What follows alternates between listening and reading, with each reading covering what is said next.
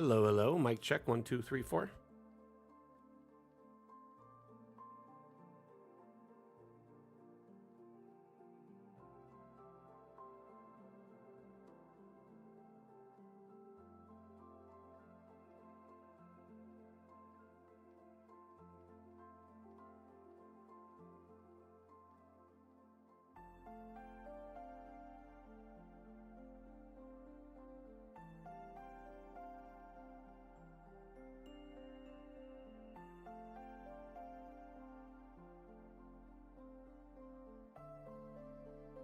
Hello, Dag. How you doing, bud?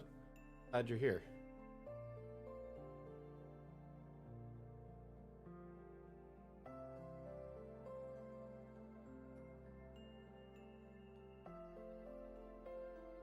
Dag, do you need a link for the shared Google Sheet?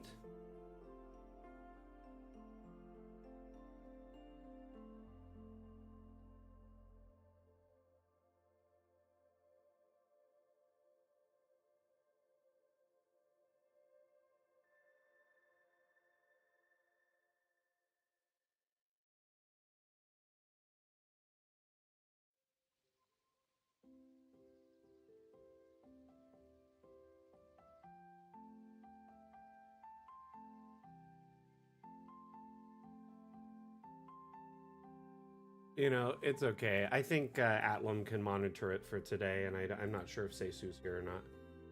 But we're going to get started momentarily.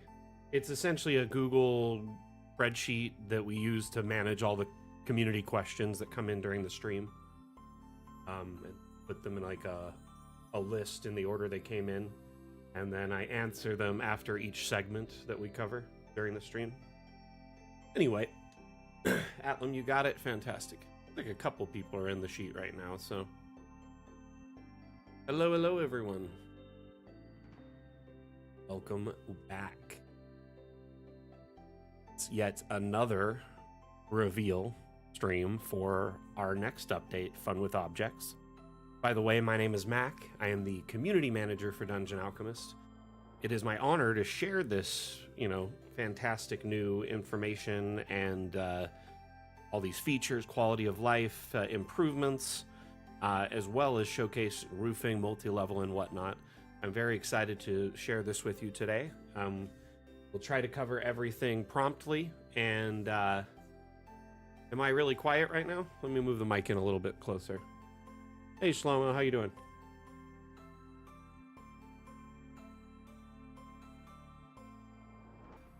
I mean, if someone says something's like cool, or if they have something like that, you can just copy it into the feedback one if you want. But I understand it is just a tab on the bottom of the Google Sheet, so it's pretty easy to jump back and forth. Maybe turn yourself up, Zach. Turn your computer up, turn your headphones up, whatever. Turn this Twitch up, whatever. Sometimes they're rather quiet. The volume's pretty high already. Anyway. Let's get right into it. I'm just making sure all the other platforms are live. I finally just got Steam to come up.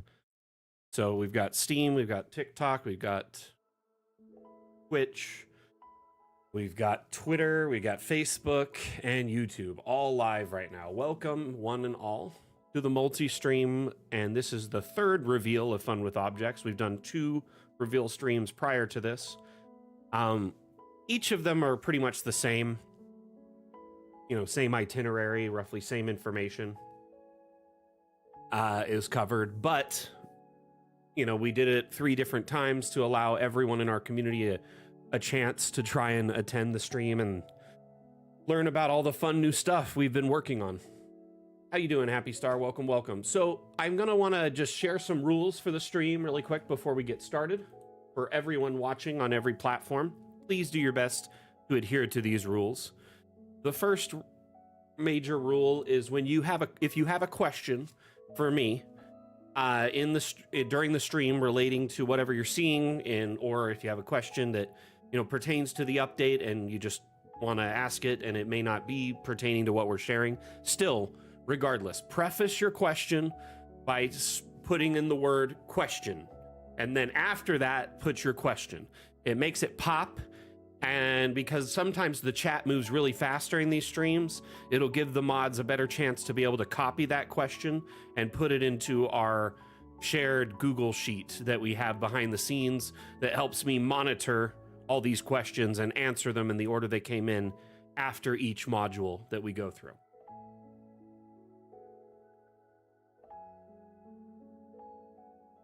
So we're going to get right into this.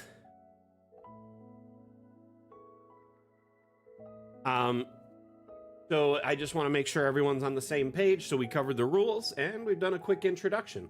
I just want to say welcome one and all to this reveal. We're going to run for roughly 2.5 hours, but we'll stay on as long as it takes to cover everything.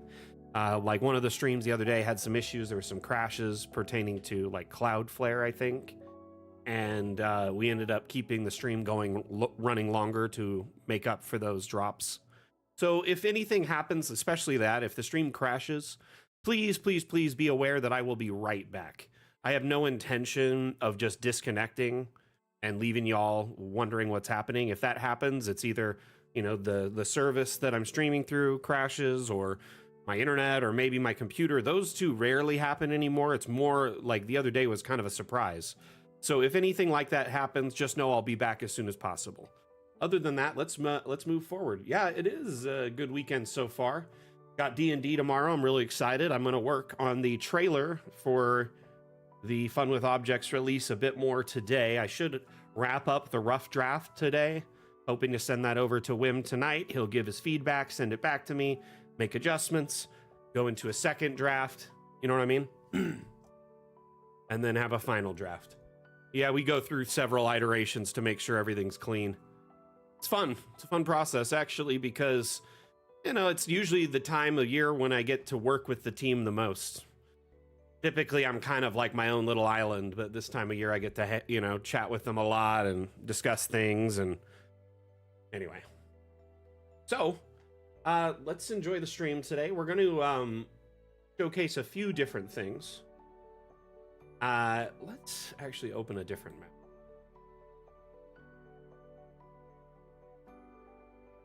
For this feature I want to show.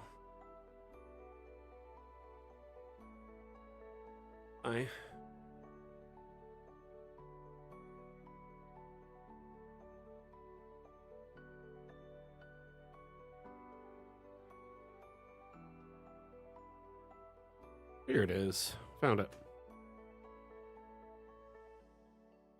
So one of the first things I want to talk about in the stream is the changes we've made to light in this next update. Essentially, there was several features that were added that pertain to light and improving light interactivity with Dungeon Alchemist.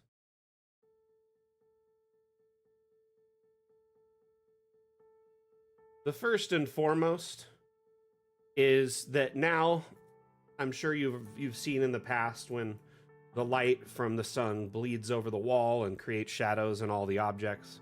You can see it very clearly there as I bend the shadows around and move the sun with that. I feel so powerful when I do this. Anyway, you can now block exterior light or natural light from leaking in from anywhere but windows and doors. So notice the patterning here, that's actually from these windows where it's leaking in. If I open a door and there happens to be light on that side, it'll leak in. So basically, now you can block exterior light from interior spaces with relative ease. There's two places you can do this. One is under the lighting menu, under the advanced tab. You just click block exterior lighting, uncheck it, check it. It's pretty simple. The other is it's also under the settings menu. So there's two places you can find it right here. Block exterior lighting.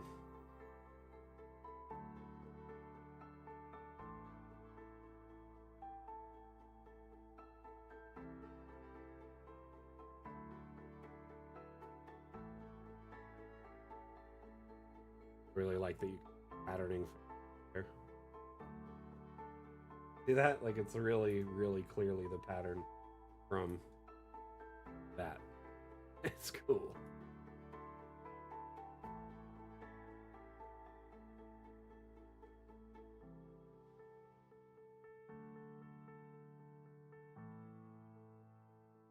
Okay. So that is one part of the update that I'm very excited for.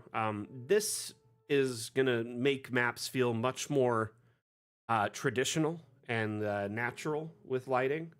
Obviously, the light leaking over has very much been an exclusive Dungeon Alchemist thing while we've been, working our way through early access and trying to come up with a solution for that.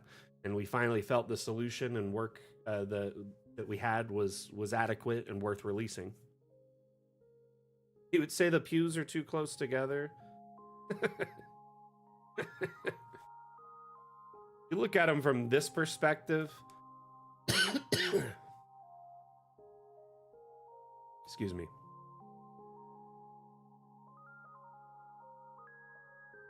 They're actually quite reasonable. Hey, did I not save that? No. Curse you. My bad. Okay, so each one of them is inside of a 5-foot square, and there's like roughly 2.5, 3 feet in front of each of them to move. They're reasonable. If in D&D space, I think they're reasonable. Alrighty. So, basically, the ability to block that exterior light is going to be a very powerful tool. And of course, buildings will have roofing as well, which will make it feel much more natural that it is blocking that light. Like, that's actually where it was leaking, that pattern. There's a lattice in that one too, so either way, both are cool. Oh, we're getting a raid, are we? Hey, Midwest Dungeon Delvers, thank you for the raid. Much appreciated.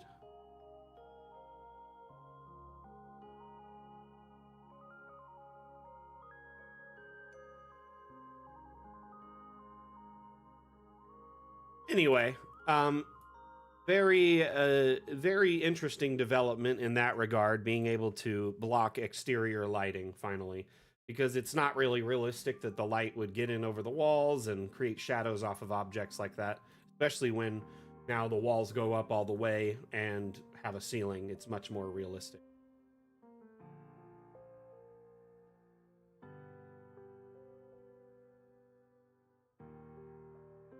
By the way, raiders that just came in, we're showcasing new features in our next update called Fun with Objects, which is launching July 10th. So we're showcasing essentially a reveal of the various features, quality of life improvements, and whatnot that's being added in this next update. We encourage you to tune in and check it out, learn about it. If you already have Dungeon Alchemist, this is great information to learn. And if you don't, it might be a good time to look into it. We not only offer a demo, and we're actually on sale until the end of the Steam summer sale, which is July 10th, coincidentally the same day we're launching our next update. Nice, Midwest Dungeon Delvers. Glad to hear it. Thank you for your support. Let us continue with this demo. We're going to talk about some other things. Hey, Seisu. So, aside from blocking natural light now, there's another light tool that was added called the abstract lights. Abstract lights are essentially hidden lights that cast light sources but don't showcase the light housing when you export or when you're in first person or cinematic cameras. So essentially they can add lighting to the environment to make it feel more warm and well lit, or add different mood lighting or lights to attract attention to different objects or areas. They're just invisible lights essentially. And there's two types. There is the abstract base light, which is essentially like a lantern and it just casts light in all directions. And then there's the spot lamp, which acts like a spotlight. So you can see it's a much more directed focus. And the lamps, you can change their brightness, you can change their color. So you can go through and change any one of them this way. You can also hide them all or disable the light on one of them temporarily.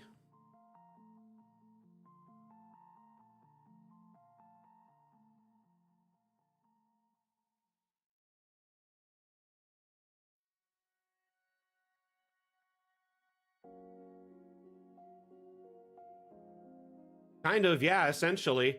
They're scenic lights that you can add, you know. Well, here's the thing. Like in a chapel like this, it'd probably be really dark with just candlelight, but in a game like D&D or tabletop games, most of those lights actually shed light in a certain amount of feet, right? And a certain amount of brightness. That's great, and it makes like halos and stuff. This just kind of adds more extensive overlapped light in the area.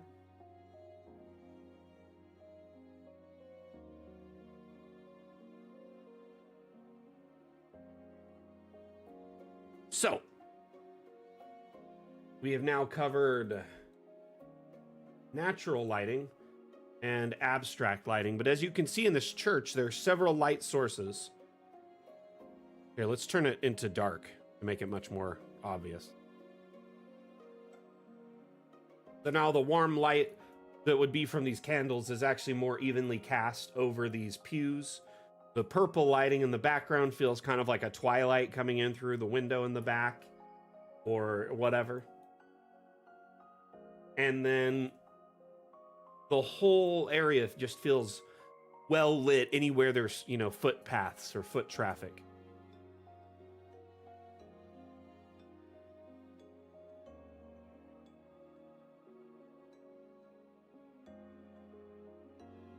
Second.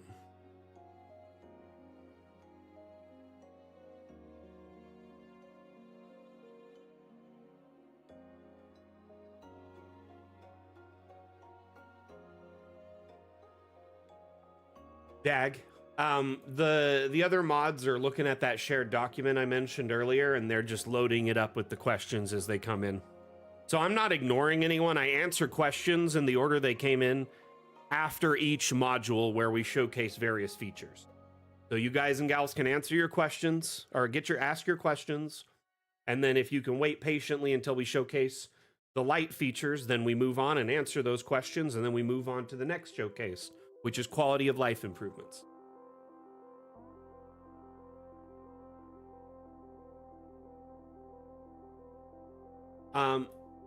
And yes, mods or anyone who's present that knows the answers to these questions, feel free to answer questions in chat if you know them. That'd be very helpful. Okay, so we've covered abstract lighting, which is essentially invisible lights.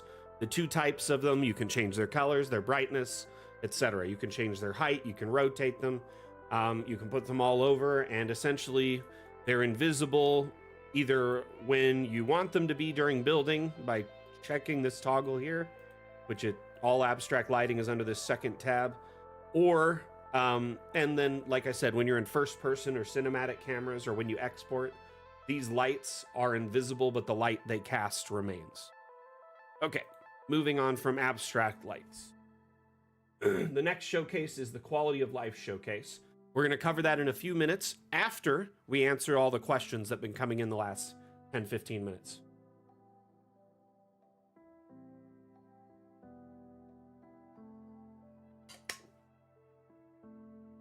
I mean, I'll still miss things because I'm busy showcasing stuff and I don't want to get caught up answering questions while I'm in the middle of a demo.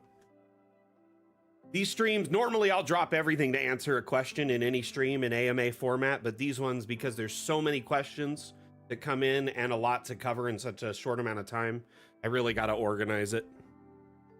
Anyway.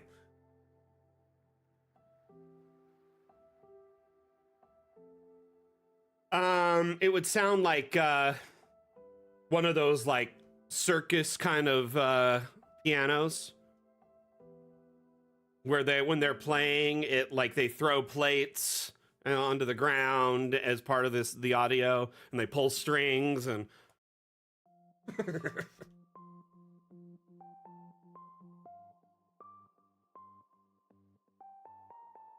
probably is played by an organist named New Joe. Let's see here. Okay, so the quality of life showcase, we're going to talk about exports next. So let's actually answer all the questions that came in, and we'll go into that next. So the first question I see here is from MTV Extreme from YouTube. In your opinion, Other than, of course, multiple floors, what do you feel is the most consequential feature being added that may not get getting a lot of spotlight? Honestly, I think the ability to block exterior lighting from, interior spaces properly, so it only bleeds in through like windows and doors, etc., is a very powerful feature, and I think a lot of people will be very excited about that. Another feature I'm really excited for is the grid on top of everything, which is something we'll cover later, but it is a more traditional tabletop gaming feel when the grid's on top of everything instead of on top of the floor and under objects. Moving on from that question. Next question is from Lalandra Blue. Will light come through the broken walls? Good question. Let's test it. We're on this map right now where we've been demonstrating light. Let's make it bright during the day. And let's put a broken wall in. Well, let's find a side where the light is coming in. Right there, right? That's a good spot. Right there. First things first, I'm going to change it to change wall, right? I want it to change it on both sides. And then I'm going to go to the ruined walls, and I'm just going to find one that's broken. Like that. Okay. Get inside here. It does look like it's breaking through. That actually might be the window. No, it's coming through, clearly. It comes through the break. Look at, move this pillar. That is clearly from this break. I think it's not getting much light over these because there's trees here. Here, let's move these. Get out of here, forest.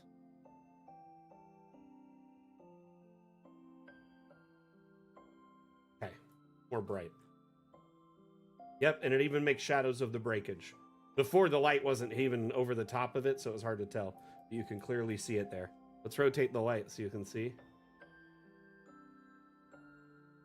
Yeah, I feel like the I feel like the like human antagonists from Ferngully or like Avatar or something. I just cut down a whole forest just to let some light in. To be honest, Dragon's Rest, you don't really like Dungeon Alchemist is for making maps that you then export for your play style of choice, whether it's print, TV tabletop, projector tabletop, or virtual tabletop, like Foundry, Fantasy Grounds, Roll20, and others. So you make the map in Dungeon Alchemist, then you export it as a video or an image, and then use it in your play format of choice. It's not really advised to play in Dungeon Alchemist while it's possible. It's not really designed for it, if that makes sense. It's more ideal for local play if you're going to do that on like a TV tabletop or something like that. Okay, let's move on to the next question in the list.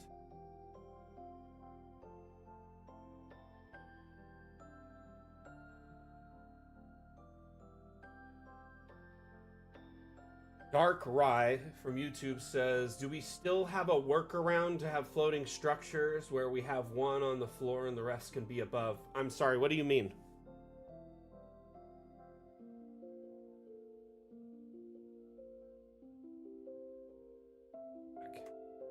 Fix this place.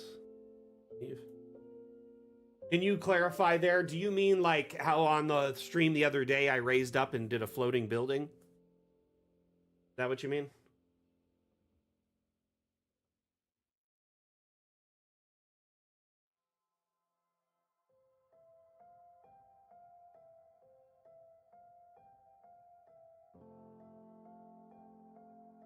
As far as I'm aware, that feature still exists, though I do know the devs discovered it, not with my intervention, because there's a lot of testing going on right now, and they tend to cover everything with a fine-tooth comb, so they found it on their own.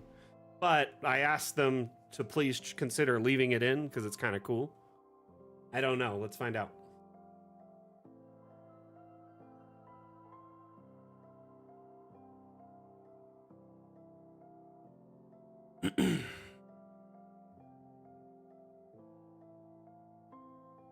So the other day we found out that if a building exists, right, just like a small room, and you generate it up, say, several floors. I don't want to do that. I'm going to do it somewhere kind of flat, but near the edge of the map.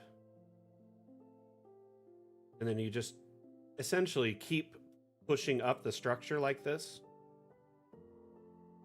Another floor, right? So now we're up like 3 floors, so that's like 30 feet off the ground, right?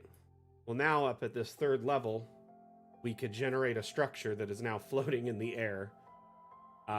We discovered this completely by accident on the stream the other day when we were doing the reveal. I don't think this is an intended behavior, because the way it works, it's not like you can just raise up the floors and do a floating building. But I could now, in theory, have, you know, something like this. And as you can see, there's space underneath it, some pillars sticking through it. Anyway. Unintended feature.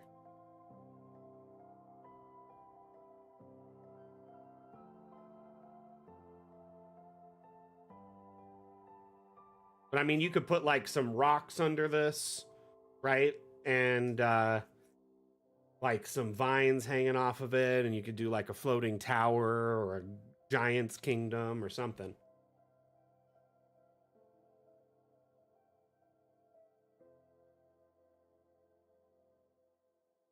So, as you can clearly see, floating buildings are on the table still, at least as of now. But this could change before this launches on the 10th. The devs could decide to pull this out for any number of reasons. Just because I asked them doesn't mean they'll do it, you know?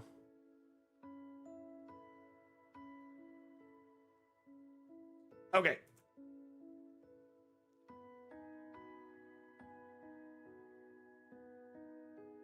So MTV Extreme asks, get a map opening. Get this question right off here. If you have multiple buildings, can you toggle some of them to not have roofs so the lighting can come in from the skylight as it was before? Yeah, you can just remove the roof off of that room. I'm loading another map right now. Stand by. I think I loaded it, right?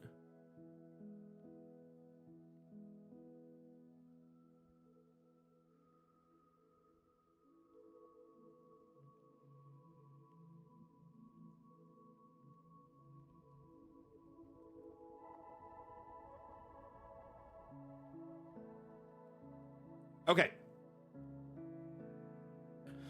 So notice, first off, you can have tons of different roofing in the same vicinity, even on the same building, technically. How roofing is divided is by rooms underneath. So if there's multiple rooms under the structure, right?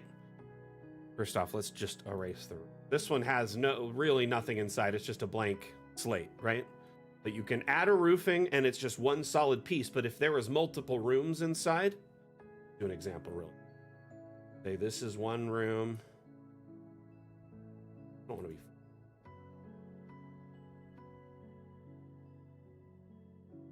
I'm going to put a brewery in here. We're just going to add a few things randomly here that don't really matter. Okay. And let's do. Yeah, that's good enough. Just to demonstrate this. So, notice here, this roof is actually different from the others, and one's actually missing. So we could have separate roofing, or if I match the roof, they merge into one mega roof, which is more traditional and normal. But you can have them be separate roofs if you wanted.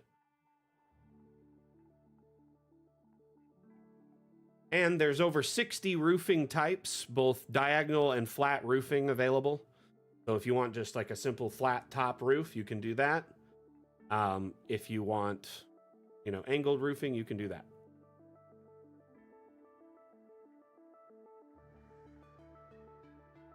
So if you wanted something to come through like a skylight, you'd probably just have to have a room drawn in the center.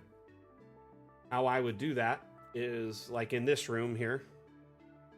Uh-oh. Gosh. Oh, I accidentally jumped over somewhere and was typing something. Okay.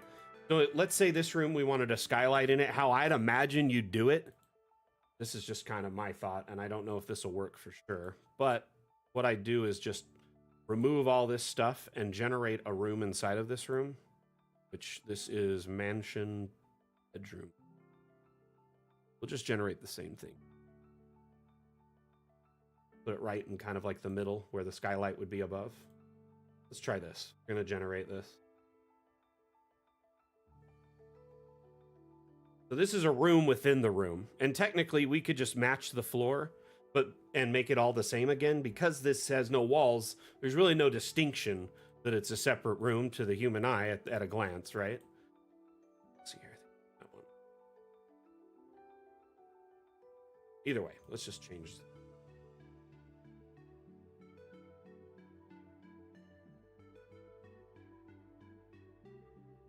Uh-oh. Froze a little bit. Stand by. Okay, so we just changed those to match. But now, because this thing was a separate square, it's considered a separate room. So at this point, if I was to raise this up, notice there's a separate roof right there in the center, right? So I could either match the roofing at this point and make it one solid roof, or I could take advantage of this erase roof tool and just erase that, and now you have a skylight in that spot. You could make it round, square, rectangular. Todd, the demo is a small slice of the overall pie of Dungeon Alchemist, as most demos are. They tend to be kind of a basic version of things. You really only get access to the forest biome and the ability to build a tavern in the demo. But the full version, yes, you can build dungeons, you can build caves, you can build sewers, you can build all sorts of things. That was a quick question. I just figured that one would kind of throw it over the plate and do it really quick. Question about exporting. This is from Hama on YouTube.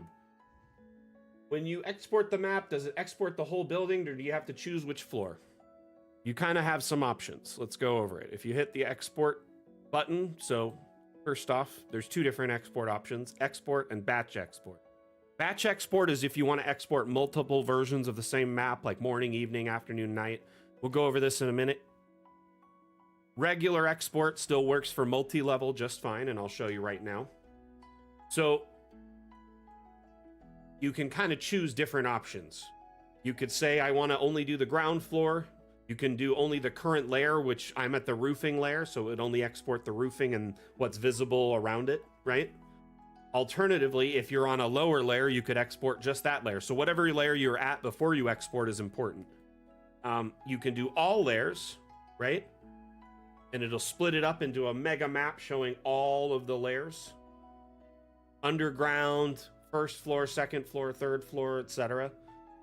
And even roofing. So you could actually split it up into all layers plus roofs, and it'll essentially export every single thing on the map.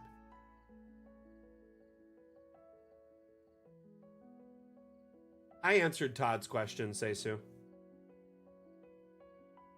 Oh, thank you, Dragon Rest.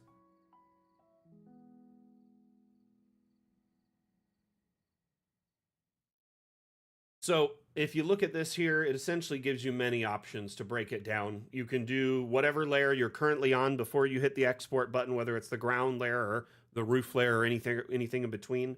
You can do all layers and roofing, or only the ground floor. And I don't know if y'all noticed, but when I hit that export button and change the settings, right, where it's all layers and roofs, it breaks it up into slices, showing you all the different layers kind of in the preview. So you kind of get an idea, including even that new skylight I put on there.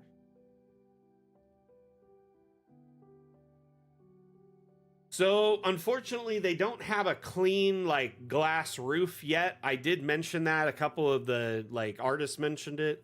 They may add it in a future update. You can do a solid roof, and then they have these kind of like object roofs you can put on top of a greenhouse that are like a spire or a flat glass piece. So you can make a custom roof for a greenhouse if you want, that is just solid glass, but it's like got designs in it and stuff.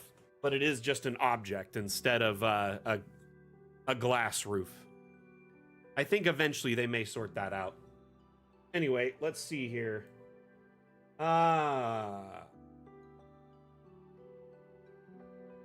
with the new lights coming up, this is from Lenoil Trave from YouTube. The new lights coming up, would there be a way to create some kind of haze to create, let's say, some god rays? I don't think there's a straight down ray that, or like a visible light. I mean, you could use the abstract kind of spinning soccer ball light to get that same effect, as long as it's bright enough, I imagine.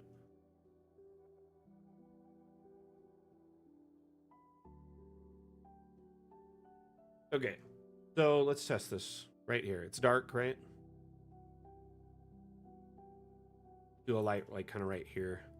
I'm gonna just grab an abstract, which you'll notice there's abstracts all over in this map already.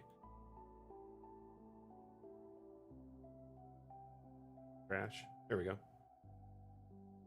So you can put one here, right? And if you just change the brightness, like ultra bright, right? Can't even change the color. But if you have it raised up enough in the right area where there's not brightness all around, it might feel kind of like a god ray. I don't think it would be hyper tightened though. But notice how I'm like like the whole top of this is kind of luminescent in that little beam. The more you raise it up, the tighter that beam gets too. So, but you get far enough away and it's no longer bright. Gonna kind of have to find the middle ground, I guess. I mean, it looks pretty good. But then there's no beam of light, which I think if we had a straight down spotlight, would be great. I think in the Fun with Objects Part 2, they plan to allow you to like rotate objects on any axes, most likely. And if that's the case, then you could just turn this spotlight downward and call it a day. So hopefully that's worked out in the next update. Or the Part 2 of this update. Okay. So, the questions that came either during this question kind of answering session, those will get answered after the next showcase. So we're going to jump back into showcasing stuff instead of answering questions. Okay. Let's see here. So next on the agenda, we've got batch exports. So let's get back into that a little bit. So what batch exporting is essentially a feature that will streamline your exporting if you export more than one version of your map. If you just want if you want export your map once with multi-level, just use the traditional export menu. But if you say export your map with, say, morning and night, or maybe a winter version, or you do an animated and a still version as a backup, stuff like that, or different DPIs, etc., you would want to use batch export.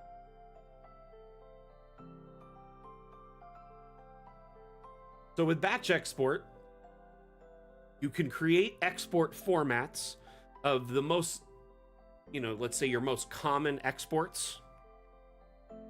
So let's say you do, you can configure it just like a normal export. So you could set it for your virtual tabletop or, print format, video format, universal VTT, etc. For this case, I just have it set to Foundry. You can set it normal like an image, or do an MP4 if it's a small enough map, or a WebM if it's a larger map. Additionally, you can go through and set the perspective things, lighting, right? And then DPI, normal stuff for an export. But what's really interesting is when you set the configuration, let's say you wanted it to be winter with no grid and in the morning, right? You could come over here. I'm just going to add snow at the end, right? That's my naming convention. You don't have to follow this if you don't want to. But essentially, you now have all of the different aspects of the export format. You add it, it adds it to the list. And if you hit export all selected formats, all the ones that are checked, it'll go through and export them one at a time after another until they're all done. So you could set it and forget it and then come back later. So some of our creators in our community make like a lot of exports of maps. Depending on the creator, I've seen some go, they export 30 versions of a map up to 90 versions of a map. Now, the average GM does anywhere from 1 to 5 versions of their map, sometimes more, though it might be easier to export more variations of your same map if, you have a tool like this. A big plus to this is essentially it's a big time saver on the back end when you're exporting your maps for different variations. Maybe you wanted a night version, a morning version, an animated of both, still of both. Maybe you wanted a winter version just in case your players come back in that area during the winter, things like that. Okay. Talked about batch exports. And the key thing is you got to go through and create all the formats by checking and setting all the settings. Type in a name based on what you know, how you'll remember it, and then hit add. And you can keep adding format after format after format until you have all of them done and go from there. And if you want to update one, you can click on it, right? Say you wanted to change this one from grid to no grid. I'm going to set it to no grid. Notice it showed the grid there in the preview though. I've now changed it. I'm going to type in also no grid, so I just have a visual representation. And I hit save. It actually updated that format and changed it. So ultimately, you can update ones that are listed currently by highlighting them. You can uncheck them to not export them in the batch, and you can add new formats to the batch. Okay.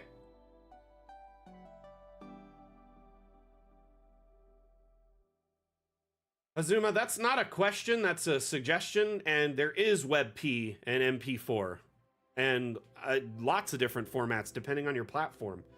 You can export in grayscale and regular image.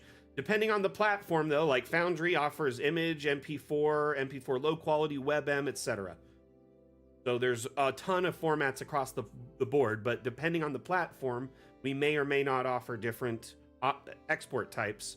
For instance, with Fantasy Grounds, we only offer the VP8 codec for WebM because that's the only thing they support for animated maps. Okay, we're going to get back into the demonstration. Another thing we are adding in this next update that I think is a very powerful quality of life feature. The devs kind of find it underwhelming, but I think it's cool. Mainly just because it's kind of a standard feature in a lot of tools, right? That we take for granted, but Dungeon Alchemist's been without it for so long, it's awesome to have. The feature in question is recent maps. You can now go through. Oh, Kitty, do you need to get out?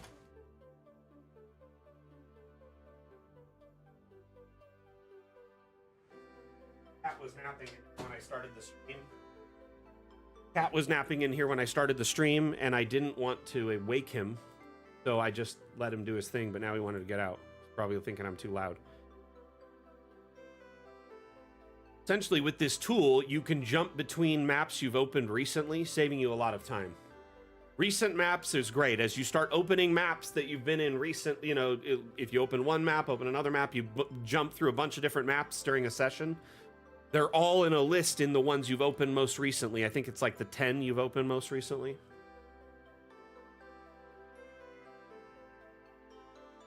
Let's see here. Well, recent maps is pretty straightforward. I'm loading up another map now.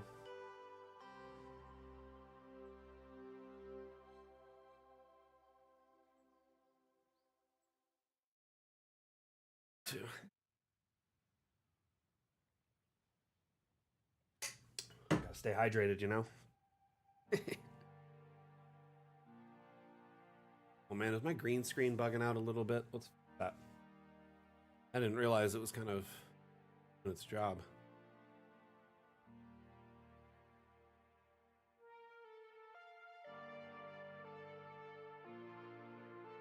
Don't want that. My old chin is like... Oh, I know why. Cat jumped off the chair and turned it, and it was blocking the light. Thinky, I'm in mobile and wide view. If you go back to our page, you can watch in either or. There's both, my friend. So we're streaming dual format right now on YouTube, vertical and landscape. So portrait and landscape, depending on the viewer's preference, which is awesome that they allow me to do that there. Why is this not loading? Did I crash my computer? We'll see, I guess. There we go. So this map is actually quite impressive. At surface level, it looks like a traditional Dungeon Alchemist map, something you all have seen many times. A one-level map or tavern, you know. Lovely little stage there, by the way. Go inside.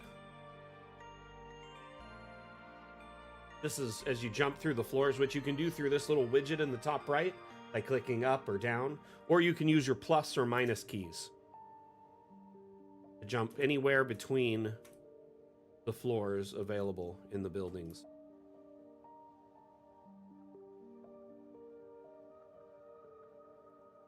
At surface level, it looks like nothing like a traditional tavern, but yeah, all these different levels are actually just right there available. It's actually a 3-floor, well, 4-floor if you count the basement, right? Basement and 3 vertical floors.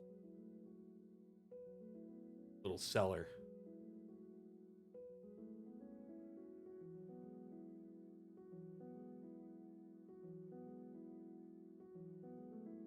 I really like this view. I think it looks awesome. So another thing that's coming in the next update is an improvement to the grid tool.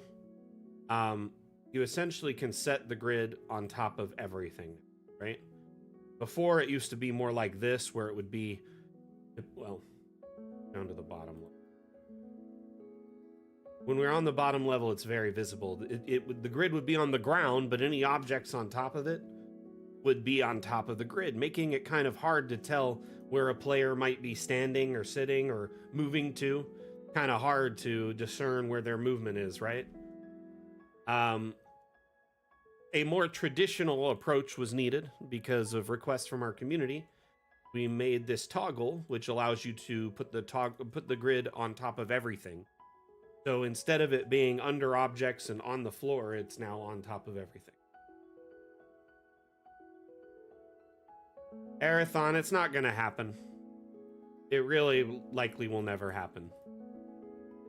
Strictly put, like, let me just cover this for everyone watching so everyone knows, okay? Dungeon Alchemist wasn't designed with 3D export in mind, okay? And because of this, and we designed it with optimization to be, you know, smooth running across as many computers, allow you to build in a 3D space, but it doesn't export or actually have true 3D in it, in essence. The objects in Dungeon Alchemist, they're not like a full-fledged 3D object, like that's ready for 3D printing, okay? Or to be, you know, used in a 3D environment that's more universal. They are very, very simple shapes. Circles, squares, rectangles, with elaborate wallpaper on top of them. They use a tool called texture mapping, and they wrap a texture around a simple shape and make it look very beautiful and detailed. So upon export, if 3D export was just added, 99.9% of everything would be just kind of simple shapes and blobs with no textures, with no animations, with no detail of any kind. Liquids wouldn't render, you know, a lot of things just wouldn't exist. And as a result of which, it would be very underwhelming and not fun. And that's because we didn't design Dungeon Alchemist with that intent, that thought when we started developing it. It was designed with the intent for traditional top-down exports for print, for virtual tabletops, TV tabletops, you know, projector tabletops. 3D, like virtual tabletops and 3D gaming for D&D wasn't even like a mote of dust on the speck of the horizon when Dungeon Alchemist was announced. Anything that had been tried up to that point was either amounted to, you know, massive failure or was very inclusive. So there are a couple options out there, but they're like their own system. You can't import maps from other tools. Some of them allow you to import third-party assets, but very few. They're usually very enclosed, locked-up ecosystems. So, you know, there's tools out there that are great, like Tailspire, 3D map making, 3D VTT, all enclosed ecosystem. But I get questions every day asking us if our maps will work with Tailspire. No, they won't. So in this case, Foundry's module 3D canvas, that's such a stretch in general because it's a module, not a baked in feature to Foundry, meaning it as a module, and this is nothing against Ripper, this is just modules in general. Modules often lose support because either someone lost interest or moved on from the project, felt they were done. Sometimes they transfer between parties, and often they're behind paywalls. So we don't want to put a ton of time in the development and gut Dungeon Alchemist, redesign it from the ground up just to cater to features behind paywalls or isn't really universally accepted as of yet across the market. Not just that, but from what we're seeing with like other companies out there, full 3D VTTs require monster computers to actually manage and do it if it wants to be reasonably detailed and look good and have a good scale. So like, there's tools out there that kind of offer it, but they're just kind of barely scratching the surface, or you need like a streaming PC or a gaming PC to be able to handle it. Now, I know I spent a ton of time answering that, but the thing is, I understand why you want it. A lot of people want to do 3D gaming because it's more immersive. Some people want to 3D print their maps and then play them in person. Others want to take the 3D maps they designed and use them in their own video game development. Remember, we are trying to protect our IP, and we just didn't design it for that. So at the end of the day, it's like asking, a Ford to be a Chevy. We'd have to gut the entire thing that Dungeon Alchemist is, change it to make it work that way. Probably just won't happen. Anyway, moving on. We talked about grid on everything, okay? Let's talk about questions, actually. We did talk about all the quality of life improvements, at least that I find the most interesting. So, yeah, internet connections, computer connections, distance from each other, ping. There's so many variables in online gameplay. Adding 3D to it actually just makes things so difficult. Why do you think so many online games that are like shooters constantly getting patches, constantly having issues? It's not like an easy thing to manage.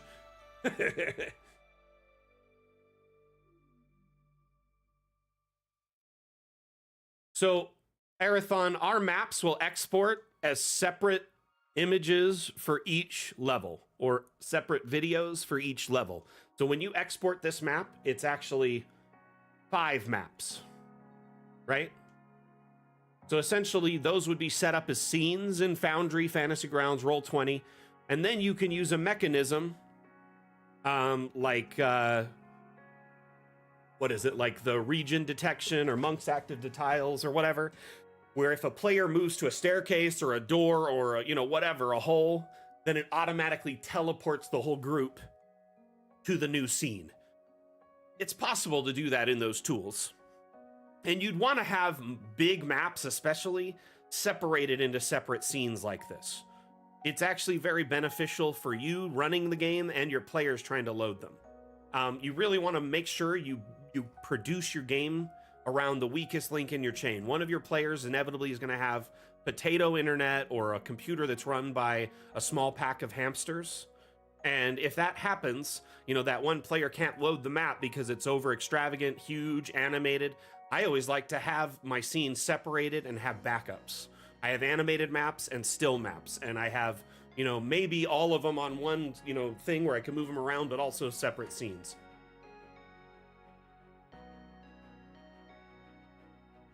Hey, no worries. I'm here to explain it multiple times just in case someone else wants to know too. Just because you're bringing it up doesn't mean you're the only one that wants to know. Anyway, moving on from this, let's get into those questions. Back onto the list. Okay, so Flomo asked, if you were underground, do you have a cave roof? Can it have stalactites? You would have to add them manually like an object, but the problem is currently it would have to be a couple levels below ground. If you did it right at the base level, it'd probably have protrusions sticking out on the above ground. You'd probably have to cover something on the top of like mountain or, yeah, depending on how you set it up, yes, you definitely could. In fact, when you're in caves, you can see trees, like the roots from them, like when you're making a cave under stuff. Currently, the limit, I believe they're going to lock it to is 5 up and 5 down, but I've seen a map with 6 up. So it's possible. I think they may just recommend 5 up and 5 down as like the kind of Goldilocks zone for most users. Beyond that, I mean, think about it. You're now loading 5 layers of a map that would just be normally 40 by 40. So it's a much larger and more detailed map. It's probably going to put a higher demand on your computer. So if you normally only load like a 40 by 40 map, and then you build a huge structure on it, and it has 5 levels or multiple structures and underground, it can get a little intense for your computer to run it. In fact, I think they probably should upgrade our change, like update our minimum requirements to kind of reflect some of these changes. But I do think they plan on doing more optimization, both in Dungeon Alchemist and allowing it to utilize more of your computer's power in the future. I mean, this update actually had some optimizations for load times and other things like that that were done on the back end. Let's see here. Shlomo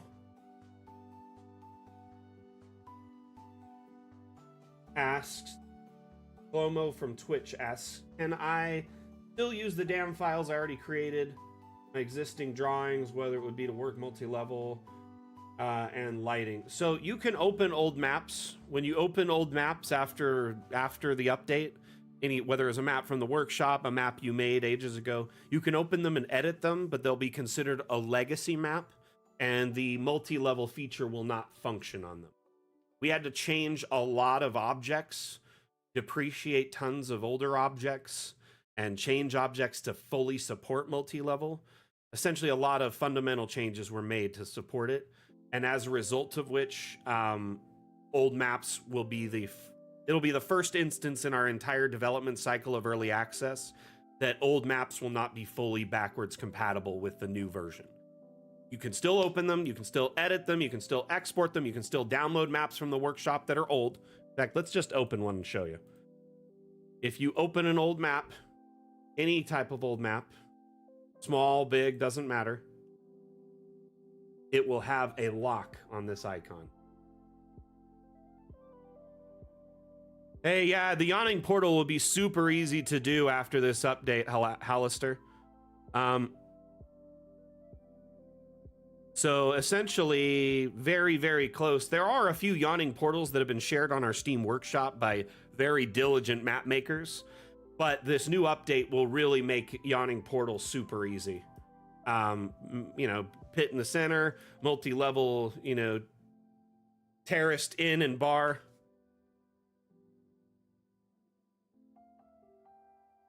So notice this old map here, it has a lock on this icon.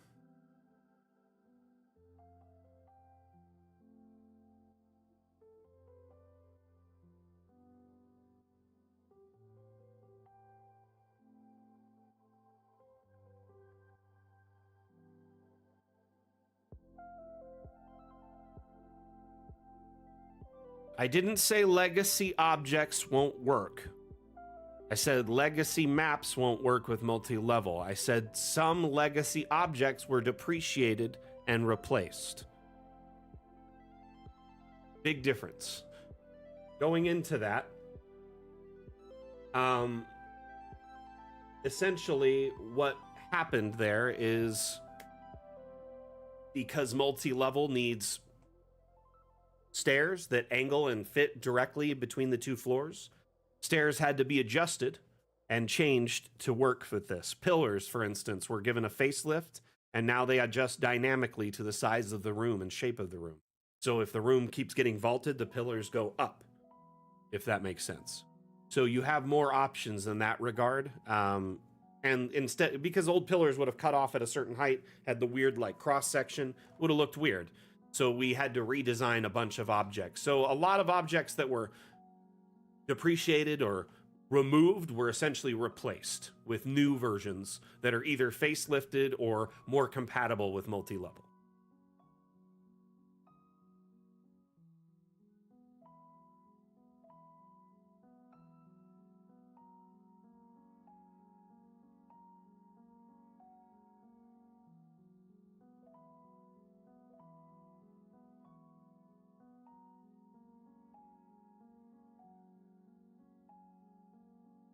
I'm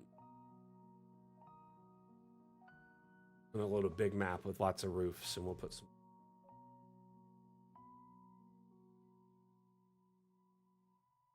Hey, Aiko, how are you? I see you there.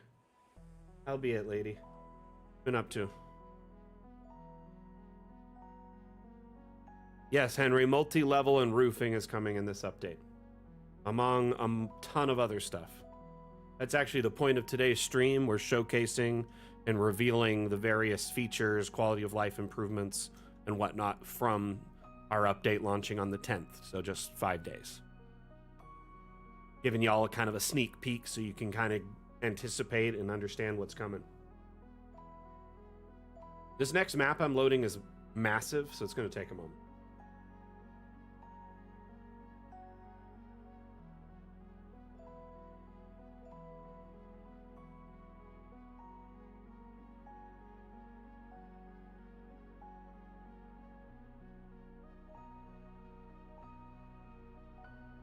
You've been able to add round rooms in Dungeon Alchemist for the last year now. It was a feature added in our magic update.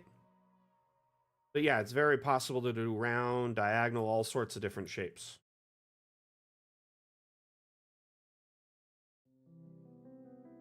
Brick, I mean, we're kind of an indie company, so we kind of go under the radar sometimes. We've only been available the last 3 years in early access, and we kind of did a Kickstarter during the pandemic, so I could see why, like, maybe some people haven't heard of us.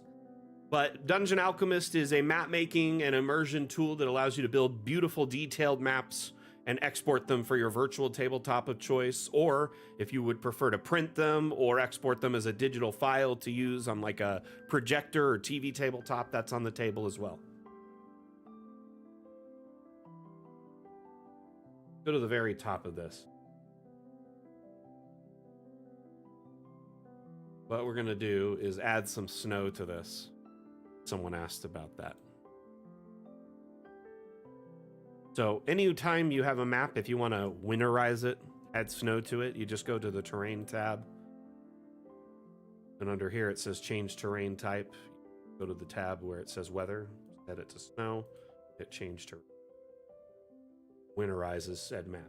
So now we just added winter to this whole. Looks great though. It adds it to all like top spaces. Oh, out there a little bit.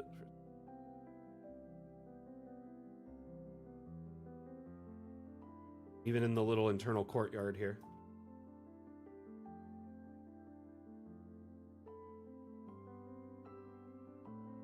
Well, Brick, it's actually even more serendipitous. It's fortuitous, I would say, because today Dungeon Alchemist is actually on sale for 20% off. It was a great time to check it out. We got a free demo, though. You can see how it runs on your computer before you invest any money or time into it. And otherwise, though, it is a very, very powerful tool when you have the full version of it. So just keep that in mind. The demo is kind of limited in scope by comparison. This castle is absolutely massive, by the way.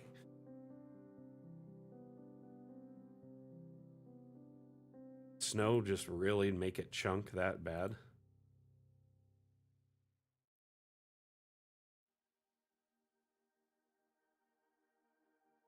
And I swear I used to be able to browse this map and it wasn't this slow. So let's just switch to low quality temporary so I can see frames out. Yeah, that's a bit better. We're gonna drop a token. Hopefully this doesn't crash.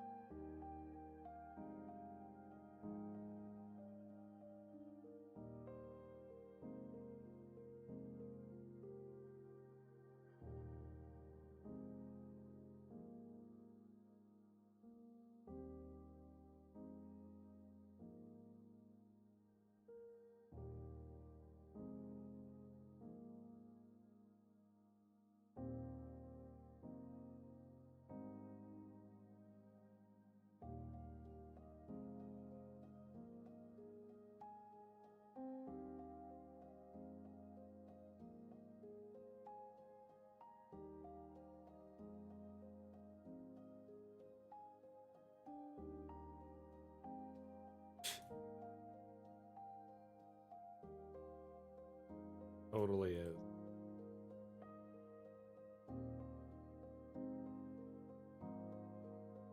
Of course, the war table room is... Look at this big table. You have this war table asset now, so you can make these big, elaborate, like, battle scenes. Looks like, you know, generals are preparing.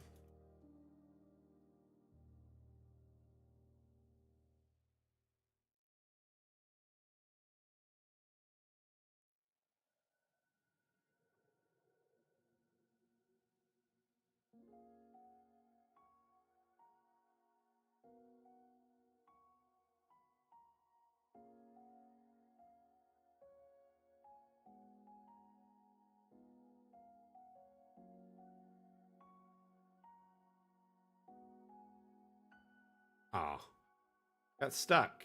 Can I not climb up these? What the heck?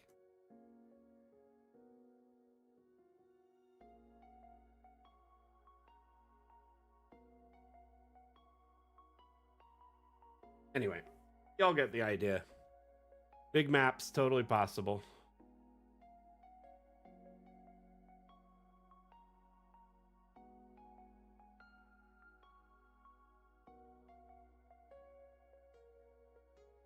Yeah, I might be too tall.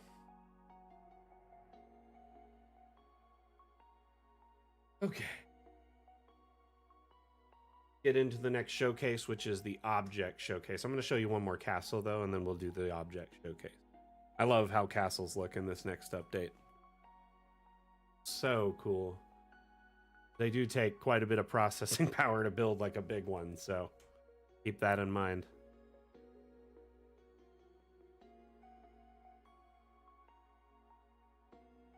Yeah, they kind of probably are, especially if they're a window. Hoping when we get like freestanding windows and doors, that'll solve that problem because they'll be more substantial, if you will.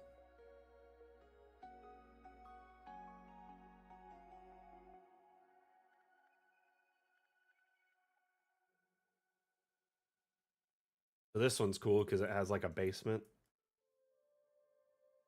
There's like cells, right? Fighting pit. Go up a level. Balcony here on the inside.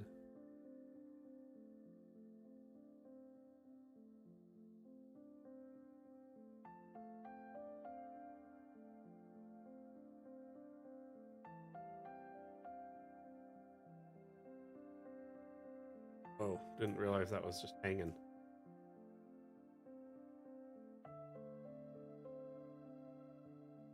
Oh.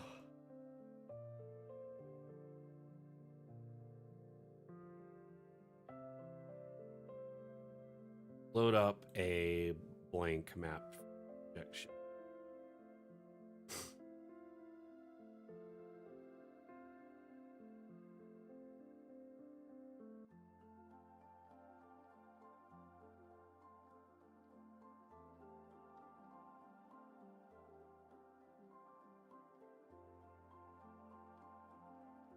While this loads,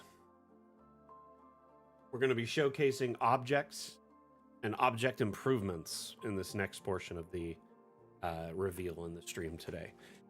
And then after that, we'll be showcasing, after we showcase all the object improvements and new objects in the showcase today, we'll be answering questions for a little bit, and then we'll be moving on to another showcase, which is building. So we'll showcase multi-level, new room types, multi-level, level switching, roofing, building underground, balconies, etc.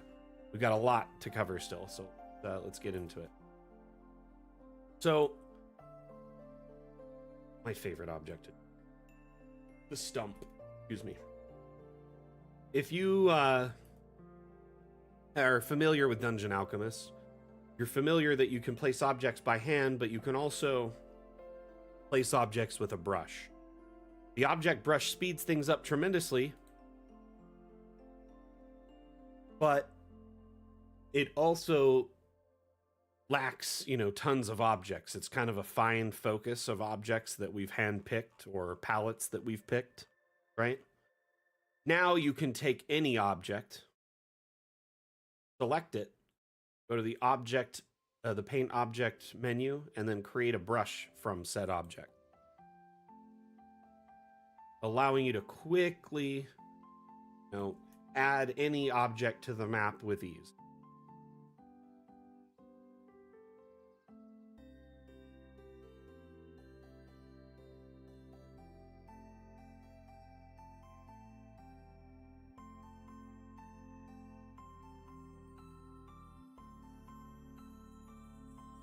Okay.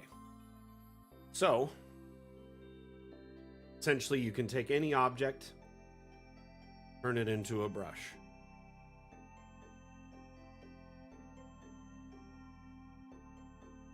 It can make slightly different versions because of the settings offered in the advanced menu. So not only can you set the brush size and density or the brush shape, is it scattering, is it doing them in order, is it a circle or a line, but you can also go in and say, hey, I want the object to rotate, I want it to scale randomly, I want its scaling average to be very big or very small or somewhere in the middle.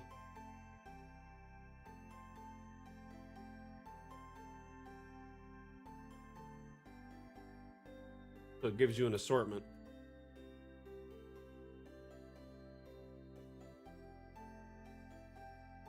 By the way, the advanced version of the brush and these like extra brush types were available in the Magic update, but this just expands upon it because now you can turn any object into a brush. So if you go into, say, the furniture menu, and you're like, man, I really want just a bunch of bar stools. I put that. At the first bar stool, a lot of bar stools. Let's get the density down a little bit. Still too many. Let's turn that density way down. Huh. Wow. Better. That's insane, though.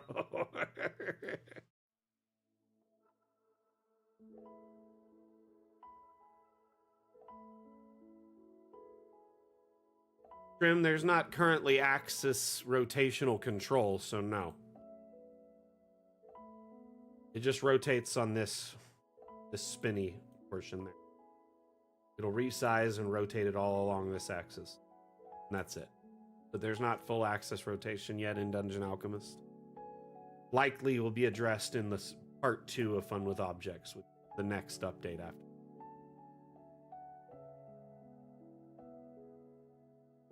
Let's see. Cover the custom object brush. Universal object scaling is quite interesting.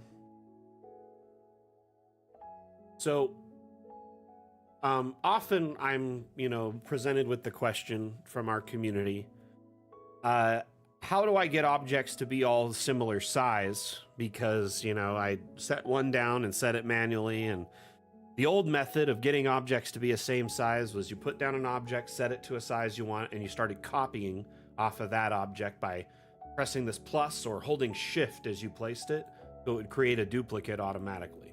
And while this is great, it's kind of tedious.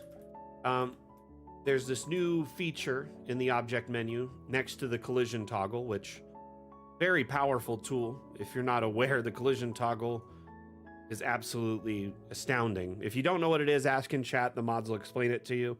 Moving on, though, to the new feature, the Universal Object Scaler. So essentially, let's say you wanted to scale your objects in the object menu to be much smaller, to be more accommodating, maybe to like a halfling or a gnome village, or you just wanted smaller objects in general for your home instead of big ones, or maybe you're making something at a giant scale. This toggle allows you to, let's put the base chair here actually to see. Base lounge, right? That's the base 100% size of the chase lounge. If you set it to 50%, it's now shrunk every object down in the object menu to 50%. And when you pull objects out of the object menu, they'll all be at that. So here's a 100% chair. Here's a 50%. Go up to 200%. Now, keep in mind, you can scale objects up and down, and you can break these boundaries already. If you disable collisions An object can be scaled up pretty much infinitely up or down. But the point of the universal object scaler is to speed up scaling the entire object menu to objects of a reasonable size that can be used in most settings. So child size objects or halfling size objects, all the way up to giant size objects.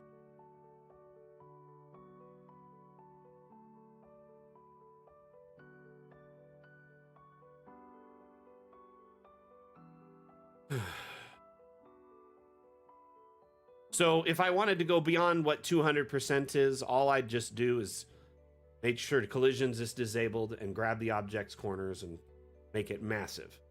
That's something that the collision toggle affords. Otherwise, you hit kind of a certain limit and then it's locked on both ends until you disable collision. Collisions being disabled allows you to merge objects together, resize them up and down without limitation, unless of course the object scaling is locked to begin with, like a wall-mounted object or a pit. Third, it allows you to raise objects up and down, so you can have like floating objects or put objects on top of each other more easily. When you disable collisions, you enable the fun. That's something we say on the stream all the time. Anyway, moving on from that. So we discussed the custom object brush. We discussed universal object scaling. Let's talk about modular objects. And to showcase that, I actually want to open a map. Let's see here.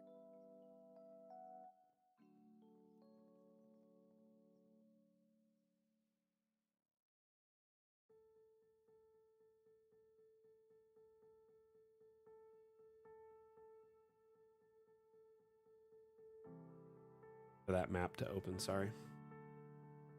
Oh, wait, no.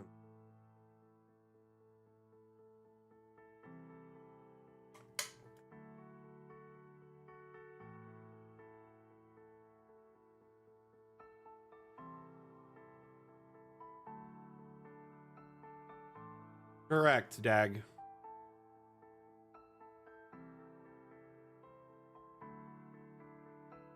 Though I did establish that in a teaser like a week ago, so I'm kind of worried why you don't know that.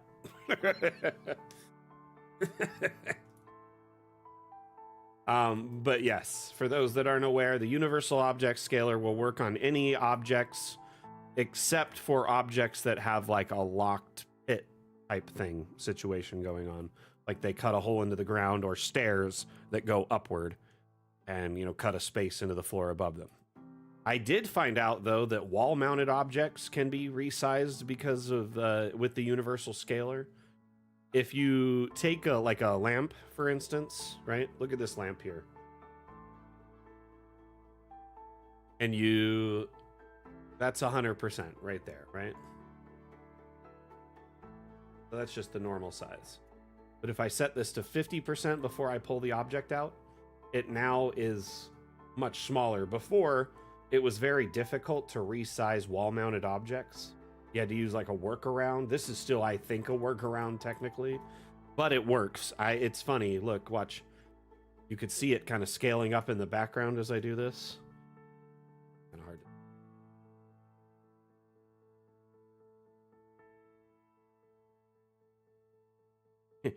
I just discovered this on accident, that you could, like, as long as the object hasn't been placed, it can be resized, or if you rescale it before you pull it out, it's also sized. So the universal object scaler is a very useful tool in that regard. Let's talk about modular objects. Map multi-level Bastion.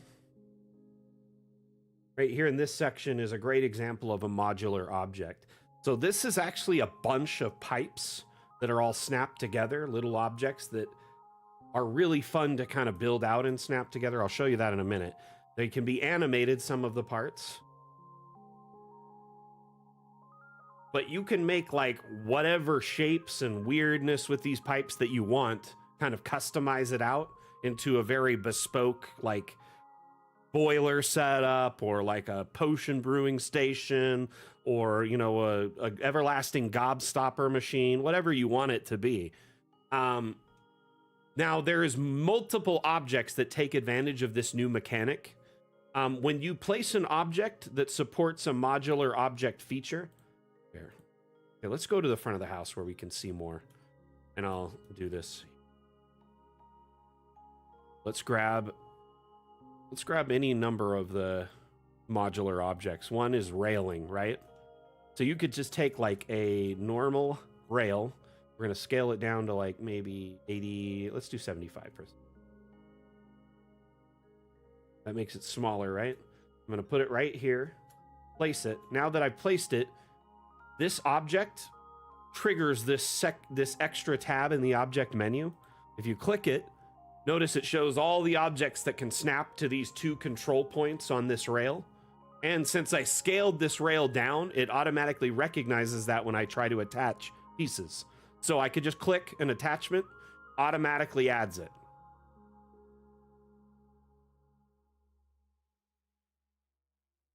You kind of get the idea, though. Little bump out here. Little guy. Oh, wrong way.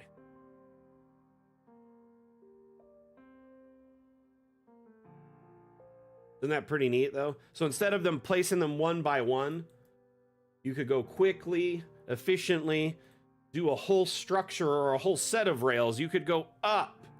Here, let's add some upward rails here. Do a whole roller coaster if you really wanted to.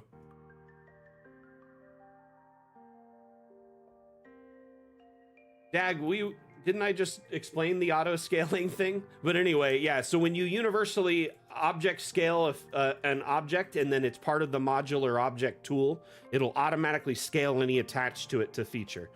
But yeah, so it works with rails, it works with pipes, big and small pipes. So sewer pipes, little like all sorts of finagled, like this here is a smaller pipe that's like, you know, to divert like, you know, steam or whatever. I did this and I attached it to the stove here and I followed the whole thing up until it made a chimney. So now there's like a chimney for the stove here. By the way, there's a few new chimney objects that were added in the update. Brick and pipe chimneys that are like a single long piece. I put them and attached them in a few points in this build, and then I put, those are geysers in there that I shrunk down because they make smoke. So I just kind of hid it inside of it. Anyway. Sorry, Dag, I'm just giving you a hard time, buddy.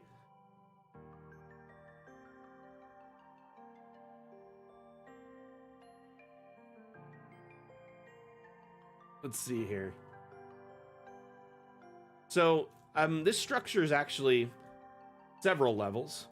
You've got the roofing, right? You've got the second floor. You've got the base level and an underground level, which actually has access to several points on the property. There's like a ladder going into the storehouse where there's a hatch here. It's actually navigable in first person. There's a little staircase going down to another doorway. Oh yeah. Underground is definitely possible in this update. We didn't want to give you multi-level and not give you underground. Yeah, me and Dag kind of argue like brothers a little bit. We've just known each other a long time. We give each other a hard time. But you can actually like have a doorway leading into underground areas where it's like cave and just dig out and have like accessible underground areas that are matched with like structured areas. So dwarven cities are definitely going to be much easier to do. You can essentially have caves not in the cave biome anymore with relative ease.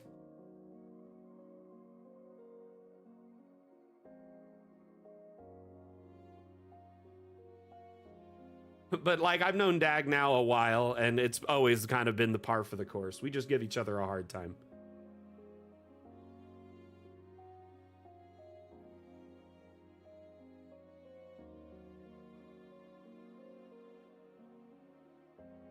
Here, let's walk around in first person so you can get the tour of this place. I'm actually really proud of this build.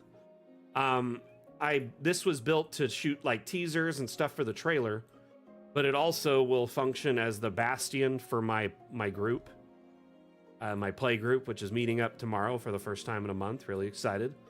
But we were awarded a Bastion after our last mission, and I spoke to the DM and I asked him if I could build it up and you know, because I have all this access to this new update and build like a really cool Bastion.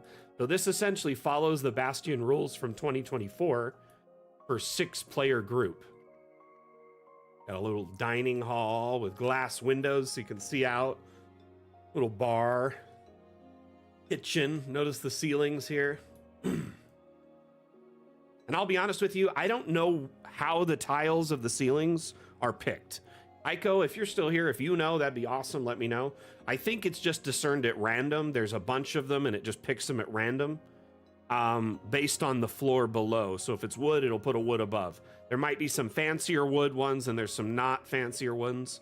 I don't know what necessarily discerns it, but like right here, it looks like shredded broken wood on the ceiling. And I think that was the first floor that was in this room.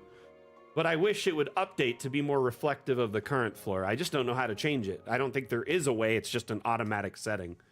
So if it's, you know, not something you're happy with, I don't know how to change it, to be honest with you. Yeah, it's a future update thing for sure.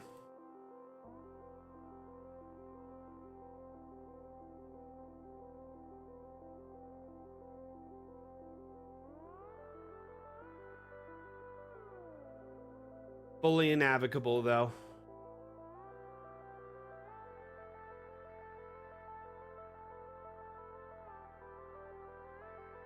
Back to the front room.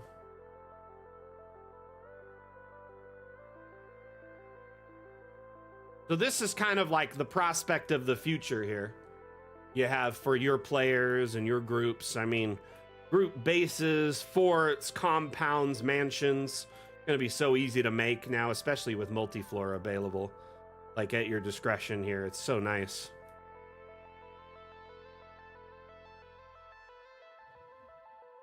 Check out my workshop. That's the other chimneys here. Ran them up from the furnaces. I thought it looked pretty cool. Also, I made a custom glass blower over here. I get creative sometimes and come up with items that we don't have.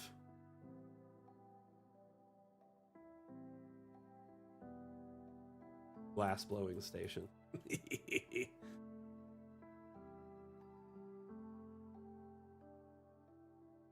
Those windows are nice, huh, Chim? The little bubble windows, they look really cute, actually.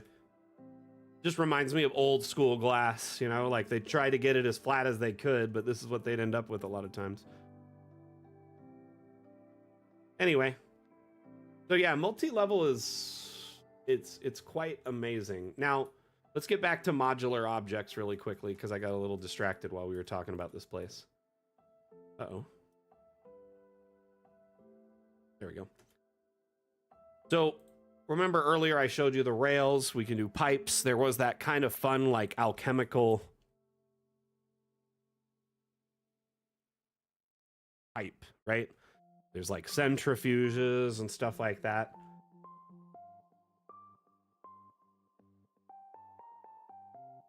Here, let's set the scale up bigger. Let's set it up to like 150%, okay? Start it like that with a big centrifuge. I'm gonna raise it up a little bit. And then notice it's got these connection points. First off, you could animate this. You can change the colors of the whatever is inside of it here. And it'll spin, do its thing. But you can also click these connection points and start adding new parts. So you want a straight piece here, a bend there, another straight piece here, a junction. Or you can grab parts from the menu. Huh, weird. Off.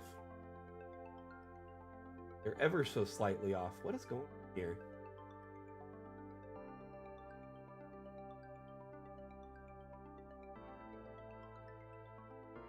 Great. Modular objects are just randomly rising. Let's open a new map and hope it's just not this map being buggy.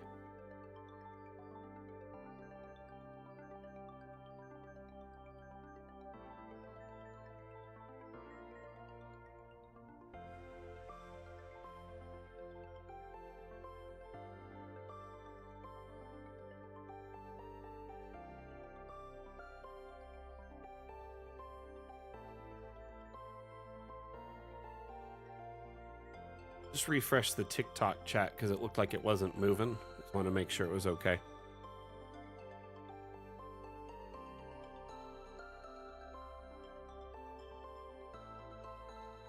By the way, probably going to get some weirdness because we're in a dev build that occasionally does crash. So little things like that where it was like quick wait or sluggishness is just it trying to load. Okay. Let's see here. So let's get back into those improv objects.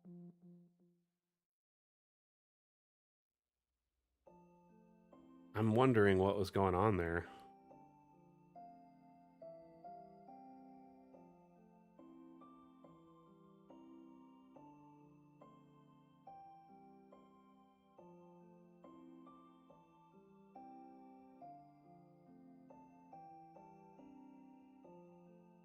Same thing. Darn it. I'm gonna have to record that later and send it to the devs. Let me take a note of this.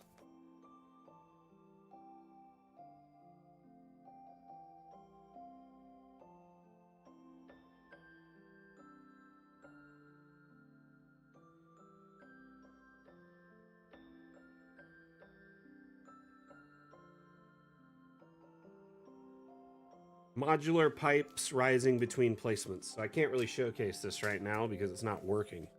But it could just be the current build. But essentially, you're supposed to be able to snap a piece in there. Something's wrong. Go. But it should attach right to this piece automatically if I select a new piece. And it's raised up ever so slightly each time I add a new section. Notice that? Going up and up and up, something's up. Like becoming a staircase. Well, we discovered a bug in today's build, so gotta report that, but bear with me, people. As you saw in the previous map, there was one all built up. You can do all sorts of weird shapes and sizes and all over the place, and get them to meet back up and have different junctions and whatnot. There's hundreds of attachments for this one alone, or like dozens and dozens, close to 100 at least. And then there's old pipes, both the small gray pipes and the big gray pipes, and rails that will get this treatment. And in the future, things like ships, boats will get that treatment as well, allowing you to build custom modular ships on the fly. I always find bugs, Jim. I think I'm a harbinger for bugs, like big ones. I know how to find the biggest, worst bugs. Yeah, this is totally normal procedure. In fact, one time I delayed an update by like 3 months, but from a bug I found. Hangs my head in shame. It's my claim to fame, I guess you could say. But had it not been found, it would have been delayed anyway because we would have like had to fix it. Someone would have found it. Don't do this to us. That one looks like a simple fix. Probably just something they overlooked in a recent patch. I'll point it out in a video to them. I'm sure they'll fix it up, no problem. You know what I'm gonna do before we move on to that or on from it? I'm gonna try it at 100%. I'm not gonna resize it. We're just gonna try like a base like thing without any resizing.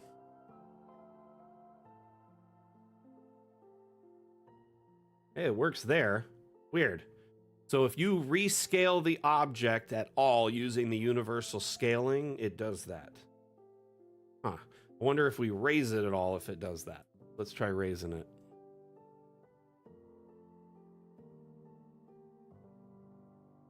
Could be raising it or it could be scaling it that causes this problem. Huh. So it was scaling it that caused the problem. Interesting.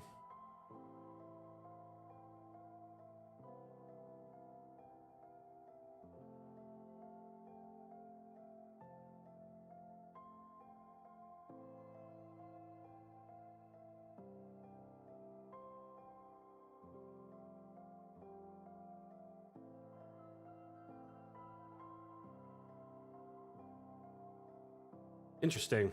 I'm gonna have to bring that up with them.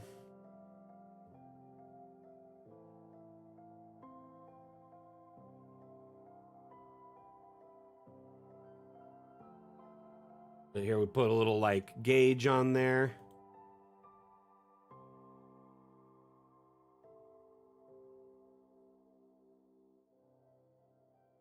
and there's attachments that aren't in this menu here. So you can go through and find one that you like that's a little different. Select it, right? And then as long as you have snapping on, it'll find that attachment and just snap right in. And you just grab one of the other ones. Here, let's put one of these little doohickeys in here, actually. 1 second. Let's go down with this little pipe piece right there.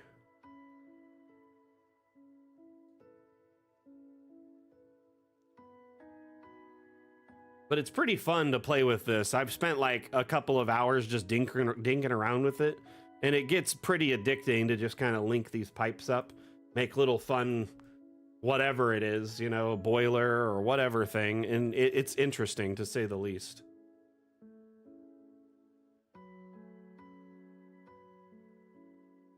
Put a little boiler on top. What is going on there, guy? Huh, it doesn't recognize that as a bottom, so maybe it doesn't. There we go. Yeah, it's fun to build something up like this, but you get the idea. And by the way, you can change the goop colors to different stuff. So it could be, you know, blood. It could be a potion machine. It could be anything. It could make everlasting gobstoppers, like I said earlier.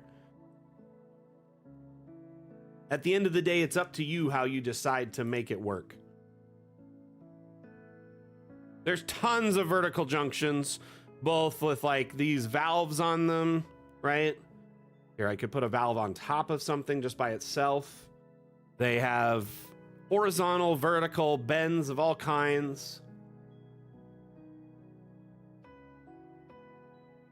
I mean, there's tons and tons. They have these little faucet pieces or these little spinny things that you can attach. That another.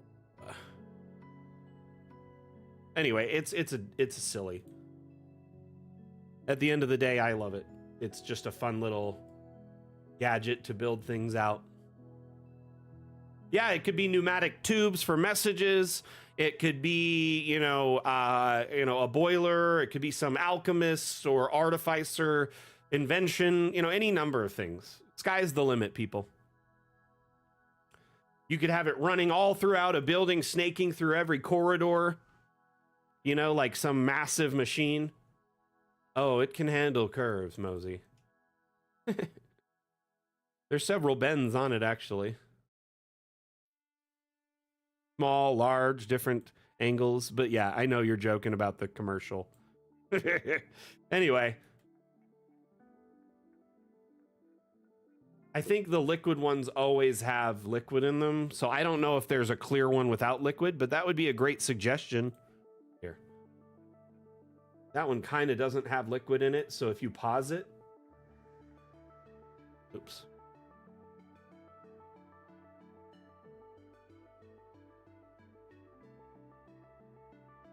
Yeah, the clear ones would be. We should bring it up with the devs to offer just some clear pipes in the next version of the update. So it could be more like, you know, just glass, but also it'd be like a pneumatic entrance for sending messages. But this one could work as long as it's not been turned on. Kind of works to a degree.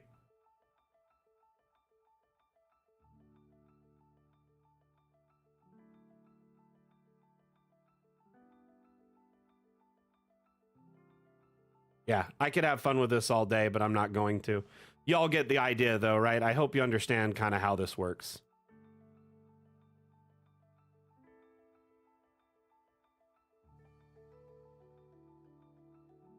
And that's the cool thing about the modular object tool. Now that we have it, we can start implementing more objects that support it, right? Not just several. But this works for several different things. Like I said, rails, pipes. So you can build out a whole rail track really quickly, you know, just from these attachments.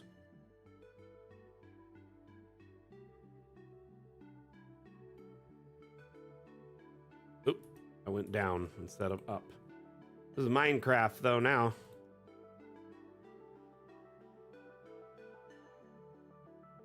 Y'all get the idea, though, now, right?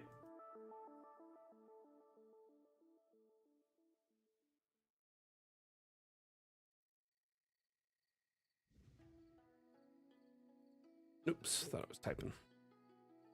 These big pipes, same thing.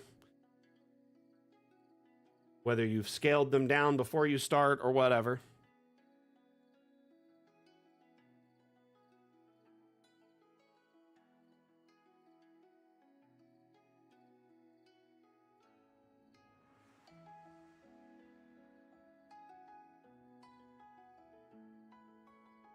But you get the idea. Cool. Let's generate a new map. Clean this one up.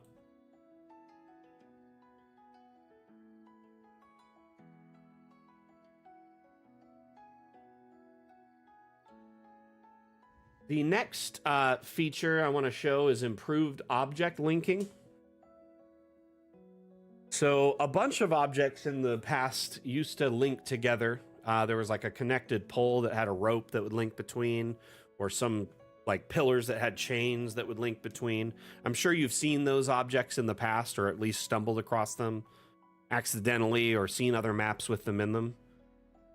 Map's taking forever to generate.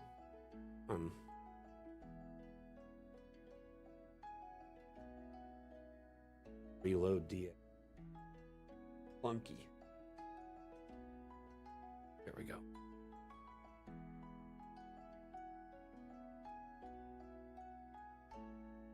So with a connected pole or a pillared chain, or maybe a crane, right? A bunch of objects that have these weird connections on them. So you can click this.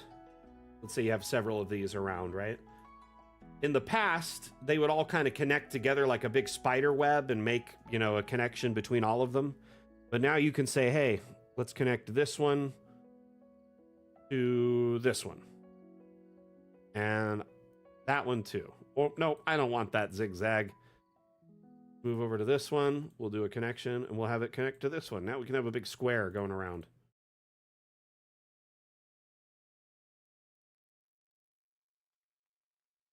See? It does not work with the electric arcs, I'm afraid. I guess they internally decided against doing it with the electric arcs for some reason, but this was brought up pretty much at every reveal stream so far. People are asking if it will work with the electric arcs, and unfortunately, that is not the case. It is the one connection they didn't make it work with, which in my opinion would have been the coolest one, because it would have been a little bit more controllable. But I guess electricity is also, you know, kind of hard to control at the end of the day.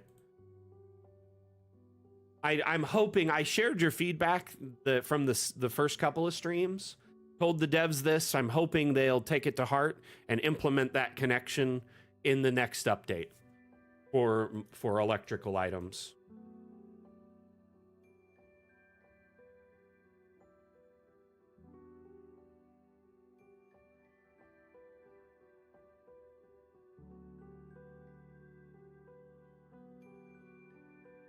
So technically, you could have it connect to this, or if you have like a bucket down here.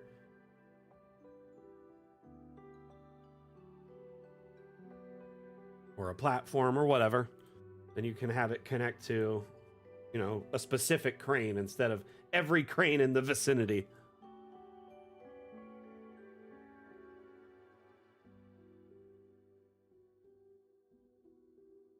So a lot of, I mean, like this rope thing has been around for a while, but it would just make like a spider web connecting between all of them, right? Like this, essentially. It would do something like this and get way, way webbed out and crazy. And people didn't want that. They wanted it to be a specific shape or do a specific thing. Now you have a lot more control over what it does.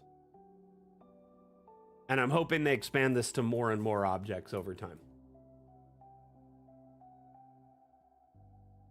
Okay, improved object linking. So let's talk about some of the new objects in the update. I'm going to showcase a bunch of them after I clear this little space out. So let's use this as a little stage, shall we? I'm just going to go to the new objects section. Just start grabbing things. So obviously you see the abstract lights. There's some cool little alchemist tables that have been done. There's a weeping angel. A lot of objects Our old objects that got facelifts to make them look more impressive, like the wood grain and metals, got improved on a bunch of old assets, like some of the cages and stuff. Some assets got a facelift, other assets got depreciated and replaced, and there's still hundreds of new objects altogether. This one here, the Archimedes mirror, pretty cool. Cool little piles of ashes. The auditorium benches, these would be great for like a lecture hall or something, and like a school or whatever.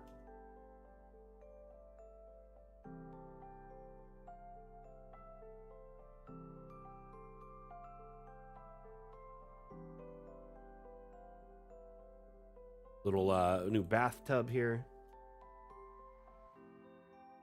Got this little, well, it's not little, blast room engine thing. It's cool. And that's what I used as the glass blower in that other house.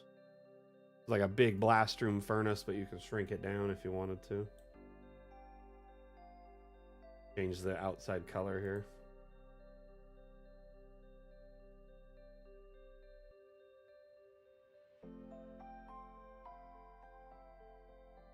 Simple little things like boots. I actually think that's great. There's these little bowls of food. Oh, even like a little thing like a broken bottle. Nice little addition, right? But these bowls of food are interesting. Let me show you.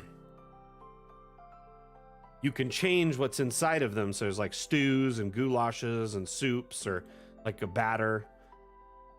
So it's just more versatile in your like layouts for your kitchen. There's actually a bread bowl that does the same thing.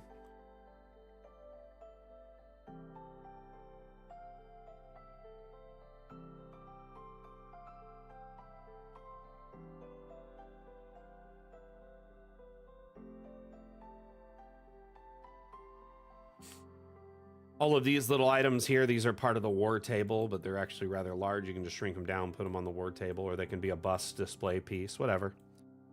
Tons of new little arches, buttresses, new garden items, or, you know, farm items, cabbages, red cabbages, you know, unfurled, furled.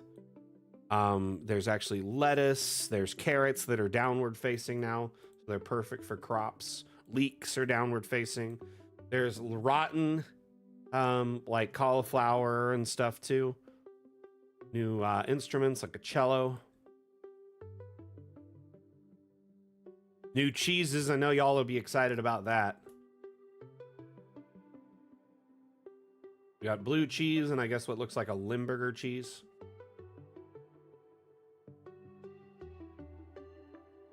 Lots of new armor pieces and armory stuff.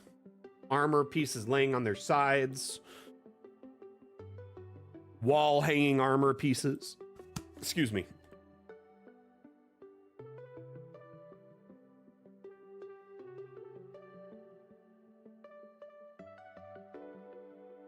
I was grabbing it. This little teapot house, so you can actually like put stuff inside of it, decorate the whole thing technically. Updates to the clone tanks. The clone tanks have the modular objects on them too, the little linkages. So you can place a clone tank, and I think this one's just opens now, but it doesn't have the linkages, but this one does. So you can open them and, you know, change their goo and stuff now. A little bit more interactive than before. And they've got improved textures and whatnot, but this one you can actually run out all the pipes from it and do, you know, like crazy little laboratory schemes.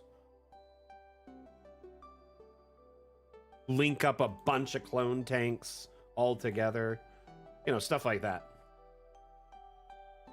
You get the idea.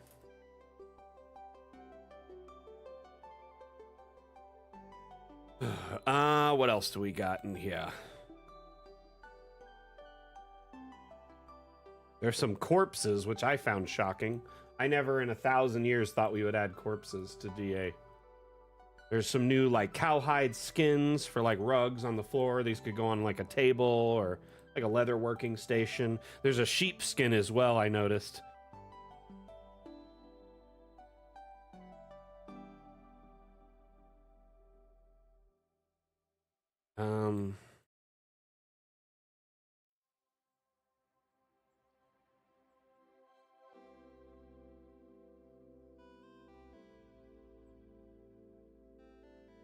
A church organ. I didn't know we had that, actually. That's dope. I did not see that. I must have missed it.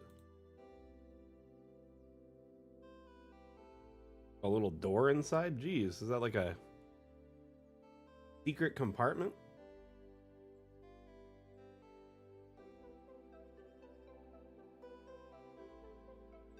Change the music, it looks like, to an image. Funny. It looks kind of like a secret little, maybe an access panel to repair it, but it also could be a place to hide. You know? Like a stash or whatever.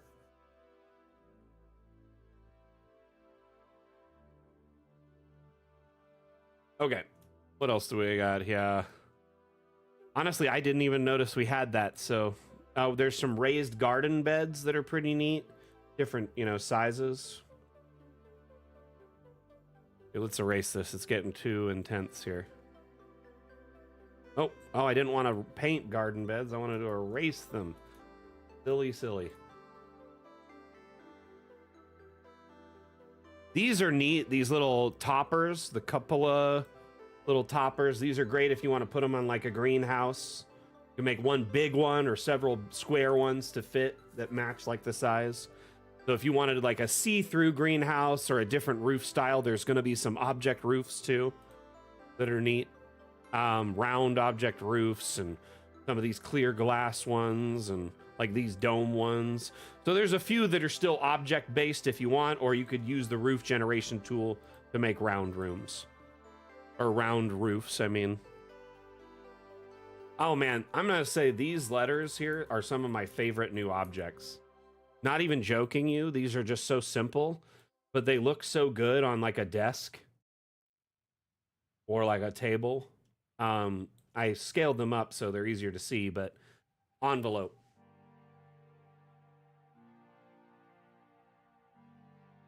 Little cat bed. Can change the color of the bed's, you know, mattress there. These little feeder windows or feeders for like your stables and whatnot. Menageries. Oh, we're getting raided. Dang. Ah, Lieutenant Cheeks. Well, let me salute you and thank you for the raid.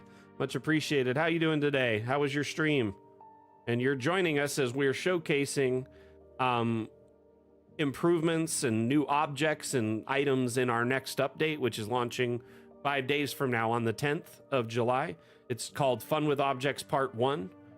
But today's stream is a reveal stream intended to showcase all these new features. So we encourage you to stick around, ask questions, and check it all out.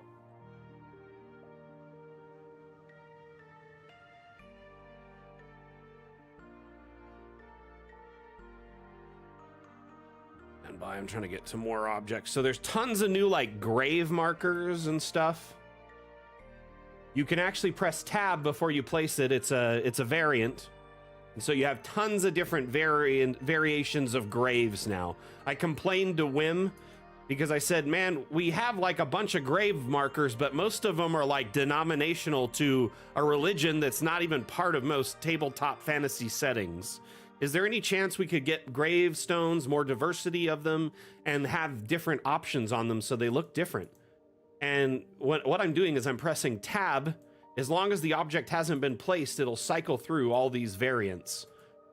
So there's different headstones, and all the different headstones have different variants, which will now give you a lot more diversity for your grave sites.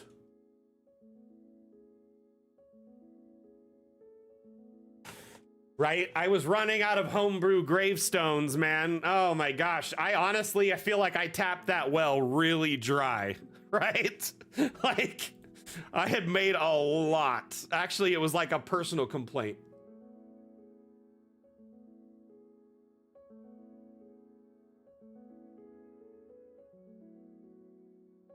Little key. There's like a gold key, but I like little things like that. Little objects that just add a lot of detail. Some objects like these little market stalls, they just got a facelift, better textures on the wood, stuff like that. But others are brand new objects like these little brick pieces. I put these in the kitchen in one of my builds on the brick wall. It added a lot of detail to it. But yeah, I mean, some of these objects you've seen before, others are just updated. Some are updated versions of old ones to give them a facelift, and others are like brand new objects. Little bird nest here. What else do we got? Tons of little stands. I think there's this new piano here. Or was this an old one they just facelifted? See, it's hard to tell with some of the objects.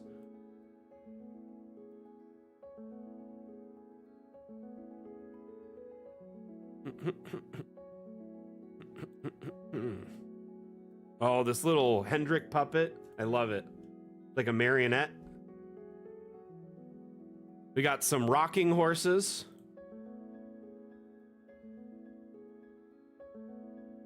This decrepit ruined tower.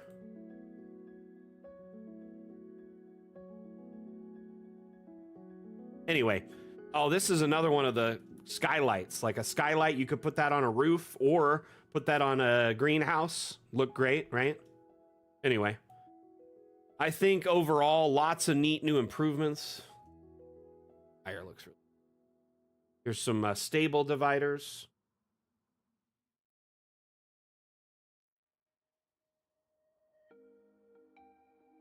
There's always been 2 roasted pigs, I thought. There was one that was like spinning and one that was just like sitting on a tray.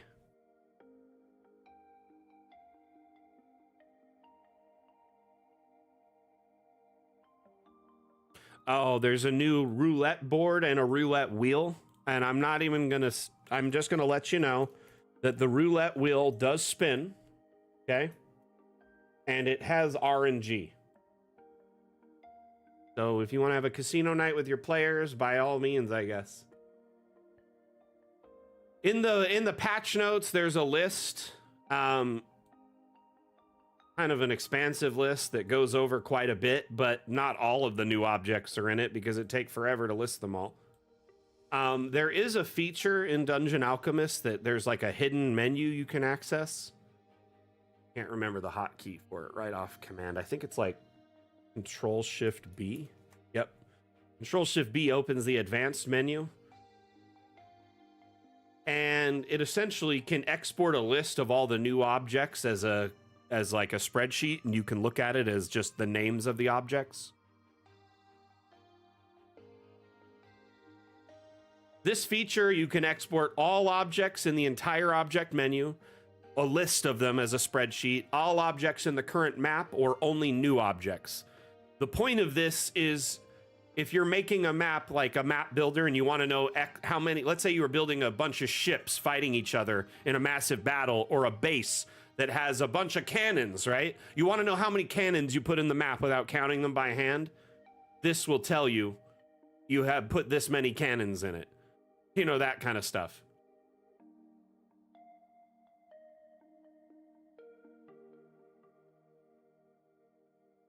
Do your best, Atlam. Try and get them caught up. It's okay. I'm going to be answering questions here after this. We've been showcasing objects for fun. But yeah, if you press play on the roulette wheel, it'll spin and randomly land on a number. There's a 31. So technically, it could act like a functional roulette wheel. There was a 9. I guess you could do like a casino night with your players.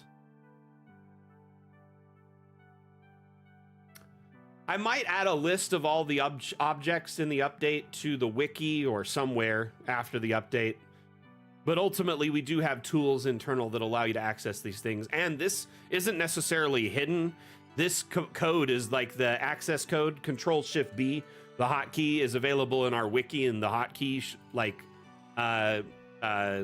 section of our wiki. So it's like, it's known, and I share it whenever I can.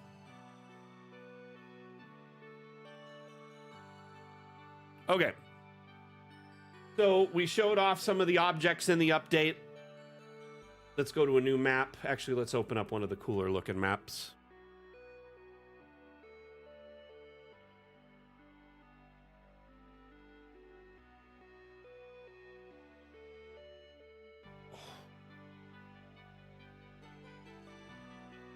Thank you, Tim. Hey, see you later, Dag. We're going to be answering questions that were asked during the last 10-20 minutes, so if you have any questions, y'all make sure stick around to get them answered.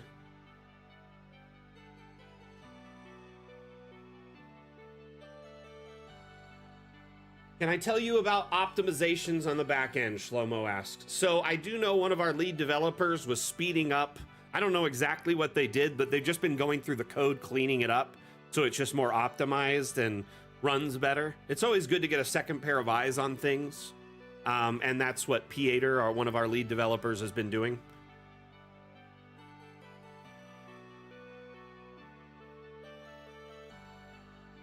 Let's see here. Geronimo, the roof height angle will be influenced by something. There's different rooftops. Some of them have sharper angles. Some of them have rounder angles. Currently, that's the only discernment at the moment. Some of them are more like a straight. Some of them are more like a spire. And some of them are more like a dome or a rounded. So it just depends on which rooftop you pick. Let's see here. BCat asking if the map roof size was increased for size objects. Currently, they clip at the top, and you can see the inside objects when exporting the map if the map is too big. You can increase the room's vaulting size so it make it a taller room if you're worried about how objects will fit in it. But like the walls and doors themselves and windows don't scale up. You know, they're kind of big to begin with. But that being said, this question's kind of a bit of word salad, so I'm trying my best to work with it. They don't clip, really. And a lot of objects have been redesigned and tweaked so they don't clip. Pretty much thousands of objects have been redesigned so they don't clip through to the next floor now. And if they do, they were likely intended to, or, you know, have a different purpose. Anyway. Let's see here. Lenoil Trave on YouTube asks, how is defined the under the floor ceiling? You know, I don't know what picks this, actually. I'm not sure. I should ask the devs and find out. I'll try and find out, but I think it's dependent on the floor below that you first put in the room. If you change it later, it doesn't change to match, I don't think. Based on my observations, at least. When are multi-levels going to be added? Henry asks. July 10th is when this update is launching. So it's already added. We're just testing it and doing last minute checks on the backside, making sure everything's ready for the update.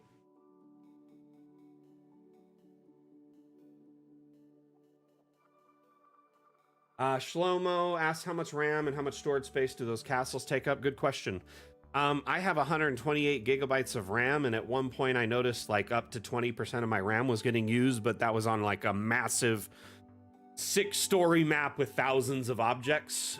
So, I mean, I think, you know, you just got to pace yourself based on your system and start to feel out how much your computer can handle. When this update comes out, I encourage everyone not to just jump into a massive map and start building multi-story structures like crazy. Kind of push the limits of your system until you feel like it's still a comfort area for you to build maps. Next. Tom, last name on YouTube, asks, would it be possible to create a fog of war in a second screen display instead of a full VTT? That's almost most of us need to play within DA and play on a table. I mean, if you're playing on a table at home, why not cover the table with like a sheet, or make some clouds out of some cotton, or cut out some custom roofing with like, or other things, or like a fog of war with like a big sheet of like a big black sheet of construction paper or something. I mean, at home you have these physical options, you know, that are more of a requirement for online. Fog of War, it likely won't be implemented in something in DA anytime soon, at least not until we leave early access, because we have so many plans and promises from our Kickstarter, and that wasn't one of them. Fog of War seems more like a gameplay feature, and Dungeon Alchemist is more for setting up the gameplay through support, creating maps, immersion, etc. if we do that, it would be part of the VTT Lite scope of features that our devs say they want to do once we leave early access. So essentially, I mean, using Dungeon Alchemist as it's not intended, you're bound to run into situations where it's like less than desirable. We don't really recommend using it for TV tabletop play, despite it being functional to do so. You know, you can turn on the grid and disable the UI, and pretty much it's perfect for TV tabletop play, other than Fog of War. I get it. At the same time, though, I mean, it just is something that's not a high priority because it was never promised or planned in our initial Kickstarter kind of run. So if it does get added, it will be after we have developed all of our stretch goals, delivered on all our, you know, promises from our Kickstarter, and left early access.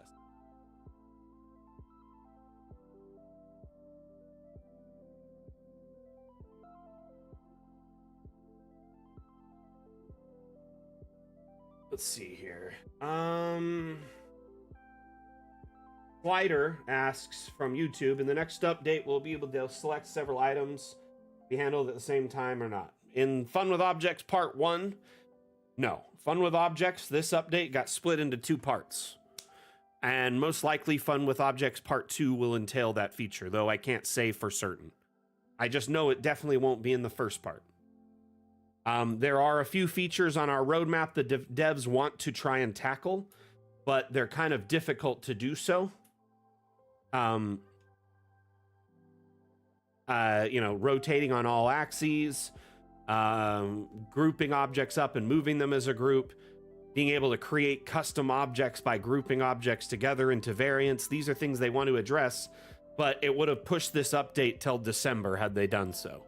So rather than make you all wait until the end of the year, they split the update into 2 parts, or releasing, you know, all the stuff we've been showcasing today, multi-level roofing, etc. A ton of new objects, a ton of facelifted objects, a bunch of new features.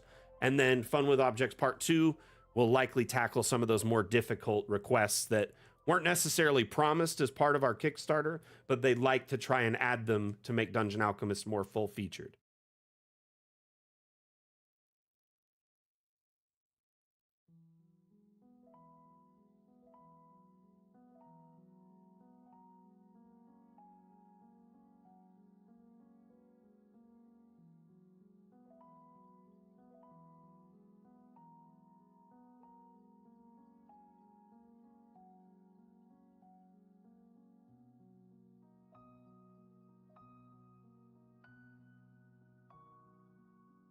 Arathon asks if there's snappable points. It snaps to 100. That's the main part in the object scaler. Otherwise, everything in between is pretty easy to move across, but it will snap right around 100. In fact, between 95 and 100 is really hard to do. It automatically snaps past 95, or 105 down to, you know, whatever. Oh, I guess it's 110. Weird.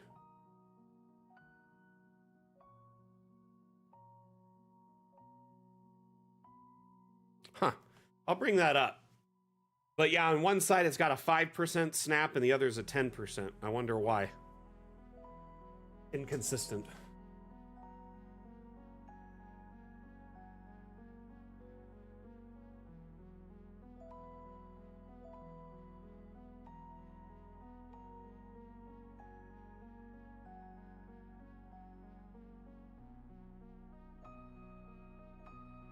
Okay.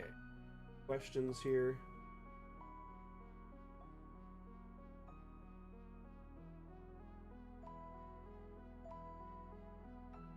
Lomo asks, are there gradual bends to what? I don't know what that pertains to. Need more context here. Gradual bends to, like, the pipes, the rails. They use the existing objects and snap into place. So whatever bends are available, those are it. They're pretty much all like 90 and 45 degree turns. Some are a little bit more like a long bend and some are a shorter bend. You can only assume. Yeah. Here. There are tubes that look like iron. There's like a whole subset of pipes that look like iron. So there's big pipes and there's small pipes that look kind of like iron. These ones are essentially like the alchemical ones, but they're meant to be like, you know, plumbing or stove piping or a boiler room, whatever you want it to be. This one has a bunch of different objects too.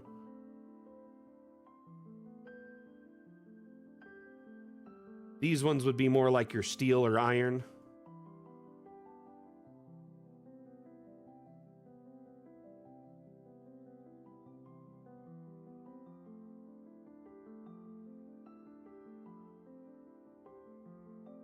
There a maximum distance between linked objects? Yes, there is, Swedish Cook. We tested it the other day. It seems like about 50 feet, 10 to 12 squares, 50, 60 feet is right where it cuts off. The size of the object doesn't affect it anymore, but the object itself's distance from each other. Okay, I am dead. I think I saw something like being able to change merge objects into something to keep it somehow. That would be variant creation, and it'll likely be in the second half of this update if it is inevitably added. I've been pushing for that. Personal requests, community testing, pushing for the ability to group objects up like this table and save that as a preset, and then you can stamp it around the map or move it from map to map or share it on the workshop so someone can download this configuration and immediately is decorated like that, saving you time.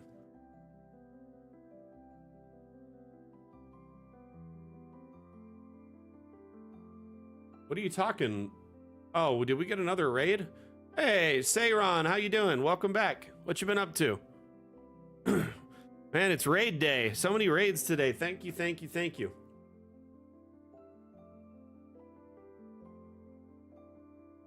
Arathon asks, could we get a color slider for the pipes, tubes as well? I mean, that's a good question. I could bring it up with the devs. It would be nice if you could switch them between like this or a rusted or like different style, you know, brass, copper, or maybe, you know, like that patinaed iron or different ones.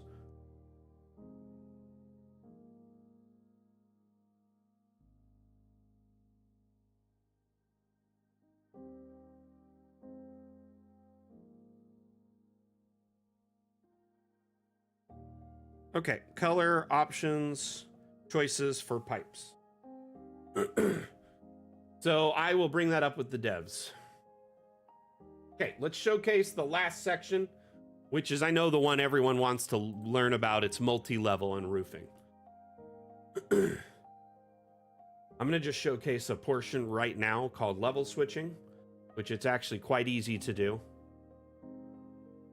This little widget in the top right corner, this new UI, has little arrows indicating if you can go down to add a floor downward, or if there's a floor, you know, above you that you can jump up to. Alternatively, you can use the plus and minus keys to do this same thing. So you don't have to click anything if you don't want. Thank you for the raid, Raiders. How was your stream? We're showcasing some of the features from our next update, Fun with Objects, which is launching in a few days on the 10th. Includes multi-level and roofing and stuff like that. I know a lot of people are excited to see it, so it's been an interesting stream, to say the least. Hope you had a good stream, Sayron. So with level switching, you can jump up and down between levels with ease. I really love this like multi-floor tavern. You can just place a token up here, right?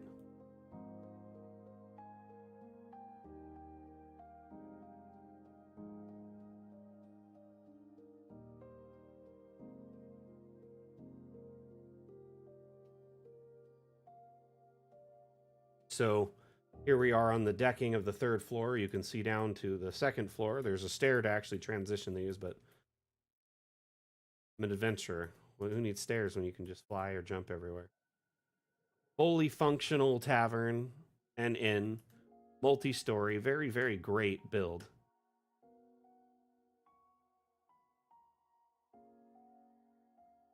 Thank you, my friend. I appreciate that.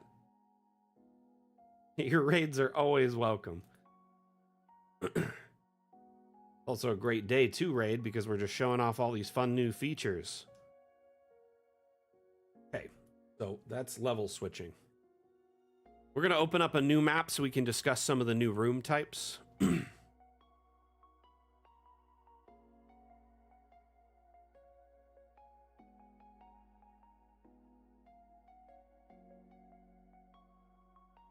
Oh.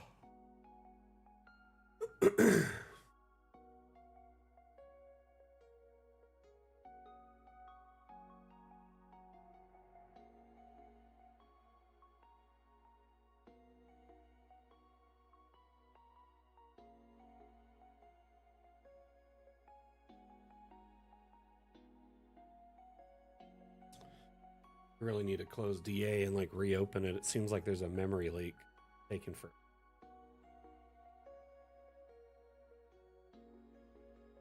But it won't have transparency, Atlam. That's the big thing they're asking for. Transparency won't be available on the levels on this update. It might be implemented in the next portion of it. In Fun with Objects Part 2. I understand why people want transparency, primarily on the roofing layer, so they can do foreground layering. If you want to do foreground layering with the exports options available, you would export it all, save the map as a separate map, and then change the biome to green screen, which changes the environment to green, and then you just export the roof layer again with the entire background being green screened. So that you can take into Photoshop, GIMP, any photo editor, and remove the green in a couple of clicks, save it as a PNG or a WebP, and now you have a transparent roofing layer. That being said, I know it's extra work. People don't like it. It's hard to do if you don't know photo editing. I get it. But I encourage you all to learn new things if you don't know them. It's really good for you. It's like really fun to learn new things, being able to accomplish tasks that you didn't know how to do. But on top of that, it's the only way to do it for now, so it's kind of the way you have to. The other option is to use abstract objects, but I don't like using the green objects because they get shadows on them still. So if you have a building with a roof, it's bound to cast a shadow on this, which makes it harder to edit the green out later. That's why I recommend using the green screen biome. You could build up your multi-level map with roofing, split the save by doing save as, and then just change the biome under this tab into, from say, the forest biome to the green screen biome, which turns the entire environment outside the building's green and makes it easier for that foreground layer editing. Moving on from that, does Dungeon Alchemist have music in it? Not currently. It's a map maker and an immersion tool. Music is kind of something that isn't so necessary, really. Though I do think the devs maybe want to add sound effects and music later on. I don't know if it's something they're interested right now, though. You could definitely ping me either on Discord or email me. We can work something out and chat about it. At least you'll be on the line if we end up deciding to do it.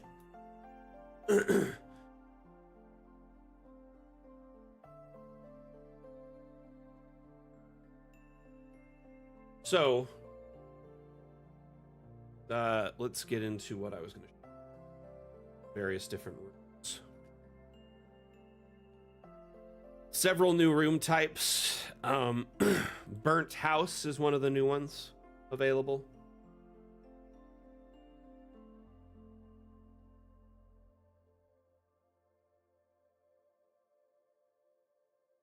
Random structure here.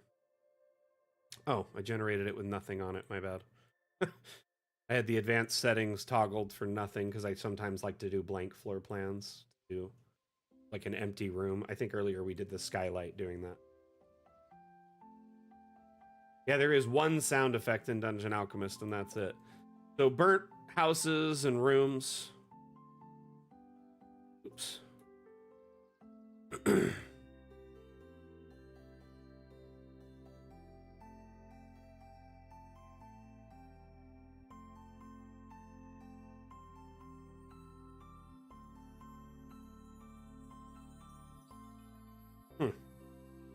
Doesn't want to seem to change out the floor or the walls at all.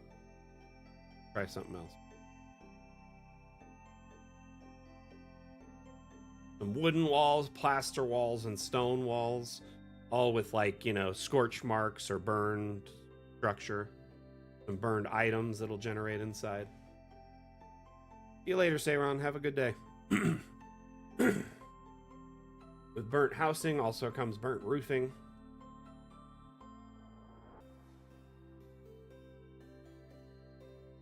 I believe there's currently only a couple, like one burnt type and then a couple abandoned types. Like if it has like moss on it, that's considered an abandoned house.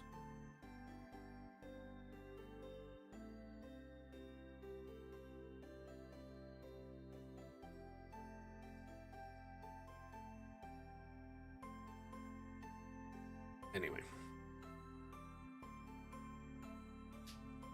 It drops on the 10th. Tabletop RPG.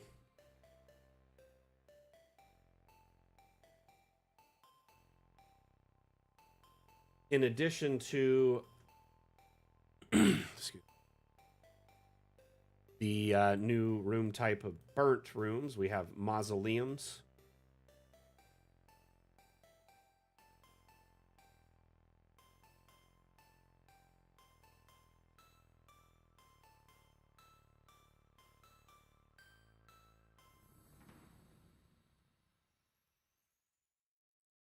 Generate without a door? Okay. You sealed it up. Oh, it's because I'm in the air. I'm like, why is this doing this? That's why. Okay. I was like, why is there no door? Got it. Mausoleums are great, you know, if you add them to your cemeteries or, you know, big compounds, properties, etc. Because usually, like with rich mansions and castles, they have on-site cemeteries. Anyway, mausoleum, another interesting room type. This is my favorite new room type, the wonky room.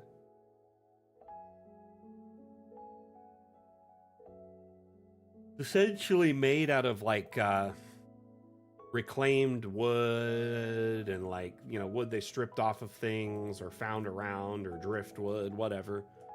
Notice how it's like just not necessarily matching or kind of swollen wood. Little cuts in between it where you can see slats through. The furniture and pillars aren't much better. This little birdhouse looks like the birdhouse I made in 7th grade in shop class.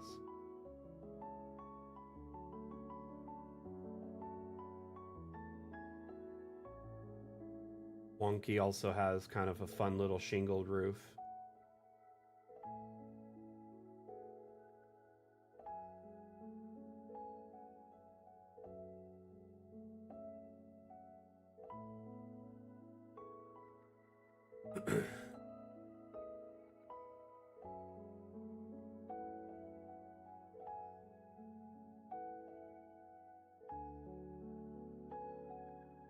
Topiary.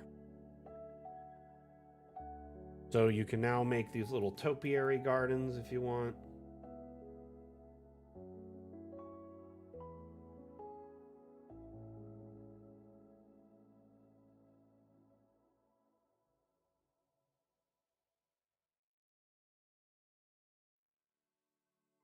Tried me.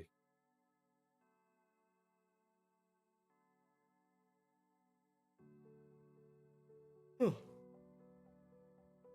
Excuse me.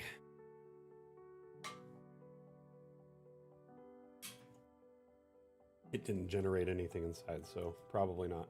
Oh, there we go. There's not even a door. Oh my gosh, I did it again.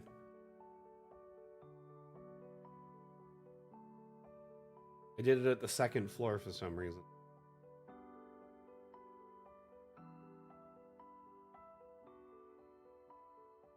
So you can generate, you know, hedge gardens, and inside sometimes it'll decorate it with like little layouts like this. Some different topiary stands. There's like 4 or 5 different topiaries. I don't know why they're not populating. Maybe the garden isn't big enough. Sometimes it has to be over a certain size to populate certain items. Huh. Topiary is being less than cooperative. Usually it's like this, these little rows. Yeah, there we go. But I could foresee these new wall types. They have a half wall and a full wall of these. These would be great for like a hedge maze.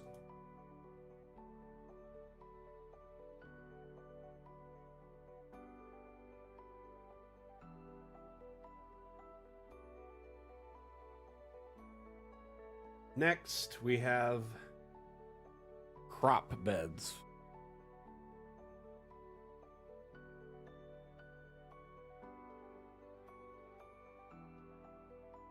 You can generate these little crop beds and they just come pre-filled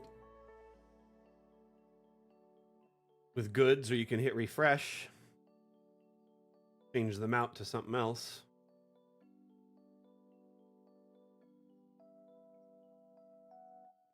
I like how these are actually working. Anyway, so you have object crop beds and room crop beds in this update.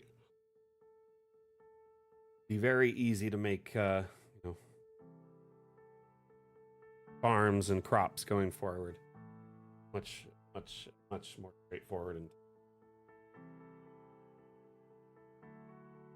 okay, last room type I want to show is actually not necessarily a room so much as it's an extension of rooms.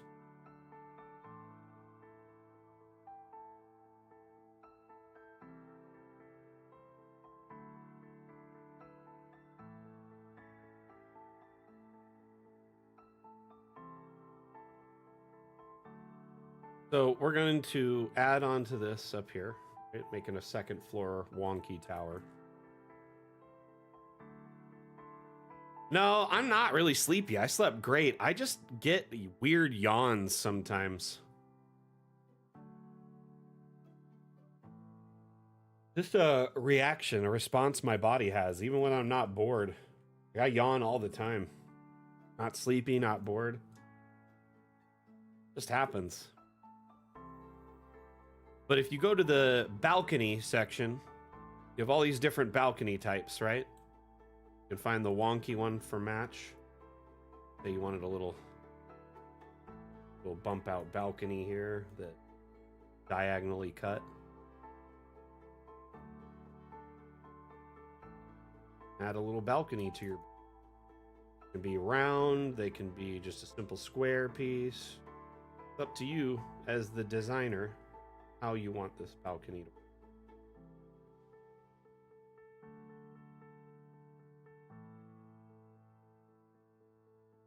work. She does it. She's gotten used to it.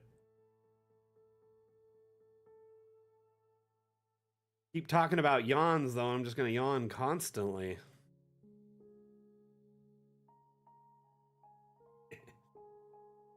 So balconies, great new addition. You can always put a little pillar under them or something and call it a day. With balconies, also just something to consider too. You can do indoor balconies as well. Not by drawing a balcony room, I guess you could. But what I would recommend doing instead is removing floor tiles. So there's this new delete floor tile feature. So technically I can make like a inner balcony here that's a mezzanine or something.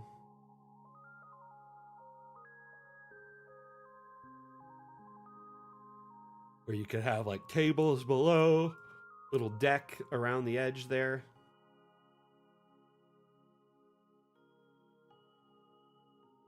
And I don't know if y'all noticed this, but these pillars, they dynamically adjust to fit the space above them.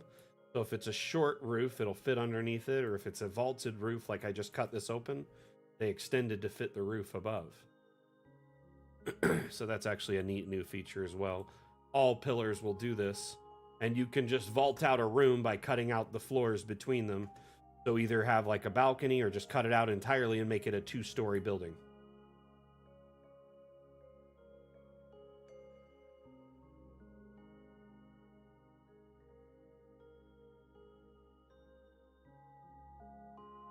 The remove floor tool is actually quite helpful in this regard. Get rid of that whole top floor, right? Now you've got a big vaulted room, making it, a 2-story or 3 or 4 or whatever you want it to be in this case, just by clearing out the floors in between and then pushing up the building. And I could keep doing this up, and up if I needed to, but pillars will stretch up to fit. And it's nice, like, aesthetic from the inside when you do this.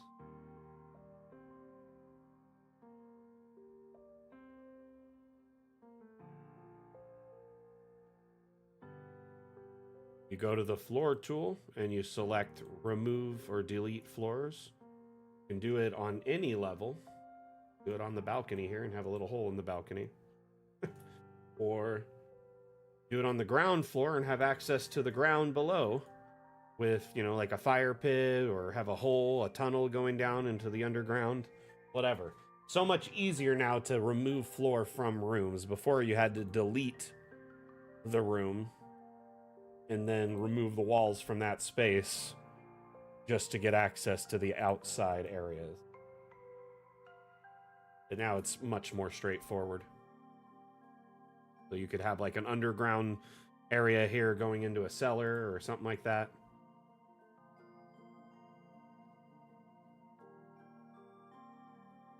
You can't put a hole in the roof like that, though, Atlam. That doesn't work that way. You can't just take the remove floor tile thing and take a section of the roof out. It does not work. You can't break the roof, right? If you want to remove the roof in a section, say you wanted like a skylight. I showed this earlier. I'll show it again. It's pretty straightforward. But in order to do it, there would need to be technically another room in this space, right? So the same method we just did, but instead of removing the floor, okay, just add this back in. I'll just undo it. So now I'm going to go into the same type, wonky, and I'm just going to make this like a square in the center. And I'm going to make it generate without any walls, so it just generates a flat floor piece. This is now technically, these 4 squares are considered a separate room to Dungeon Alchemist. If I click here, it's one room. If I click here, it's another. What that does for roofing, right? If there was a second floor, this would work. Unfortunately, I don't think it'll work with this.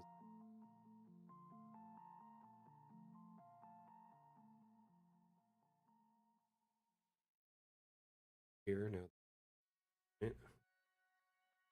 But now technically this center piece I might be considered a separate room. Let's see. See?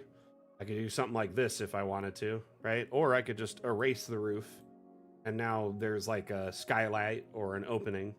But that's really going to be the only way, because our algorithm right now dynamically adjusts to the shape. You can't like break a hole in it. We would likely have to provide a roof with a hole in it. But at this point, right, now that you've got this, something like this object,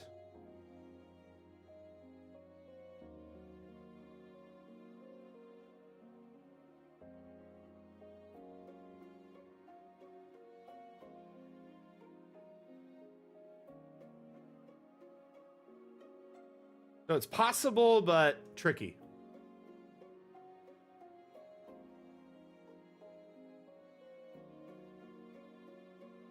So we've kind of showcased multi-level and how to generate upward. Essentially just push up, right? Once you're at the roof of that level, you generate a new floor. In this case, I could just do a whole new floor if I wanted to, generate the entire thing, add a new level. Very straightforward. Hopefully this doesn't crash. It's laggy. Notice it's still removed there from before. Worked perfectly. Oh man, I broke it because I generated it without walls. When you're generating a structure that's multi-level, be sure to give it walls. Pro tip.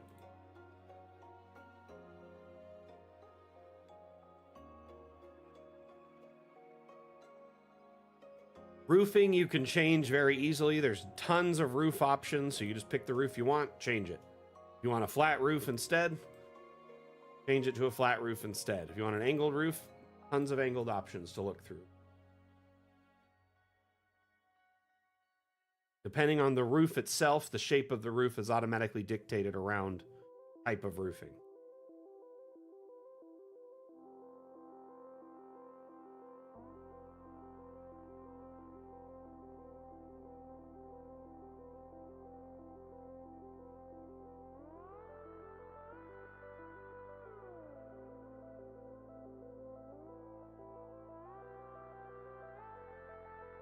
Oh, I like that little patio over that. Oh my.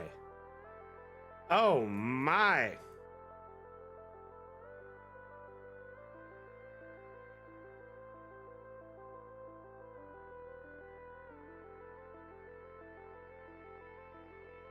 I didn't realize balconies could have roofing. That's awesome. I like that.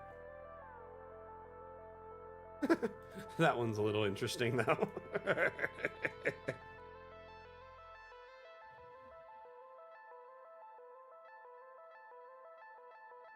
On occasion, it'll make weird joining choices. It's not going to be done.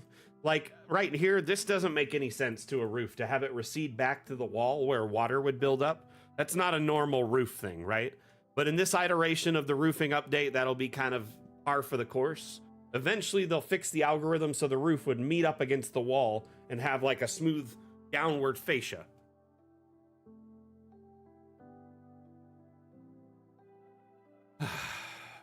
Exporting a multi-level map will work just like exporting a normal map. You just click the export button, and then in the export menu, there's new options to say, hey, I want to just export this floor, all floors and roof, whatever. Very, very simple, very straightforward. Every floor is exported as its own separate image and accompanying or video and accompanying data file if you use a VTT. It's really not that complex, I swear. Like, I've had hundreds of questions about this particular thing. How is it going to export for multi-level? How's it going to work for Foundry? How's it? It's the same. It's the exact same. No changes because we wanted it to be as simple and straightforward and work with as many virtual tabletops as possible. The only difference is each level in a multi-level map will be treated as their own map upon export.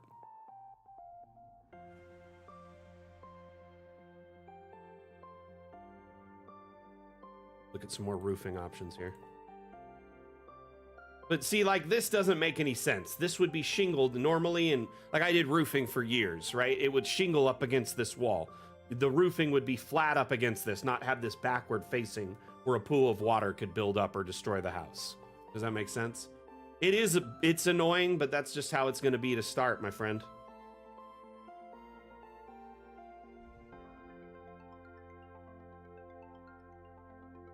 Better than nothing, I should say.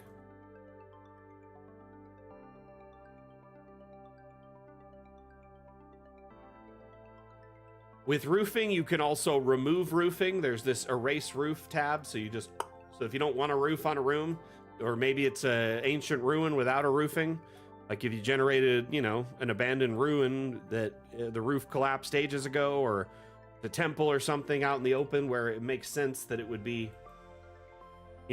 exposed without a roof. Oops.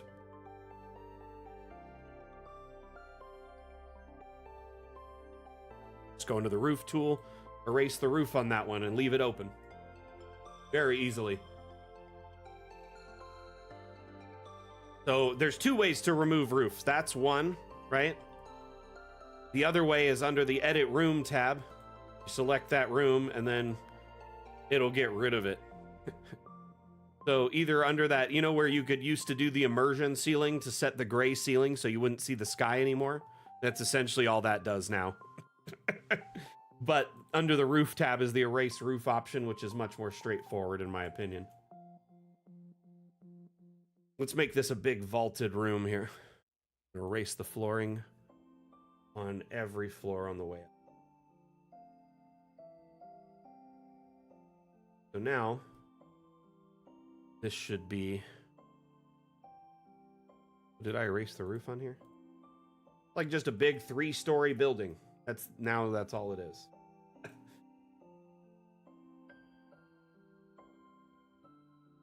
Warehouses, mansions, compounds, castles, towers. Gonna be so easy to do this kind of stuff going forward. Decks, balconies, mezzanines, all that stuff is gonna be possible now. And remember, when you're shaping those spaces, you can kind of do a similar thing with the room shaping tool. So like I could have done a rounded skylight if I wanted to, if I'd cut out a round section above.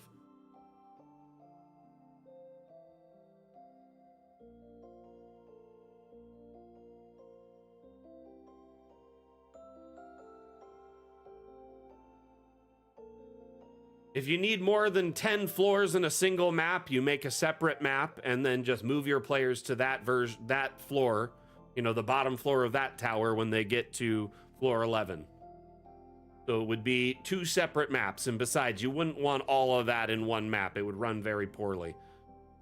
Think of it as like 10 maps pancaked together running at the same time. Eventually, you're going to run into a bottleneck with building up that big.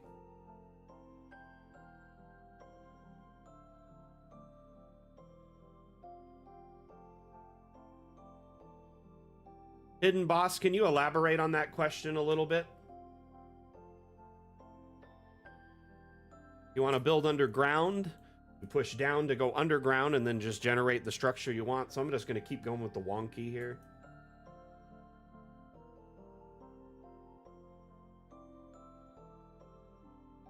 Crashed slow.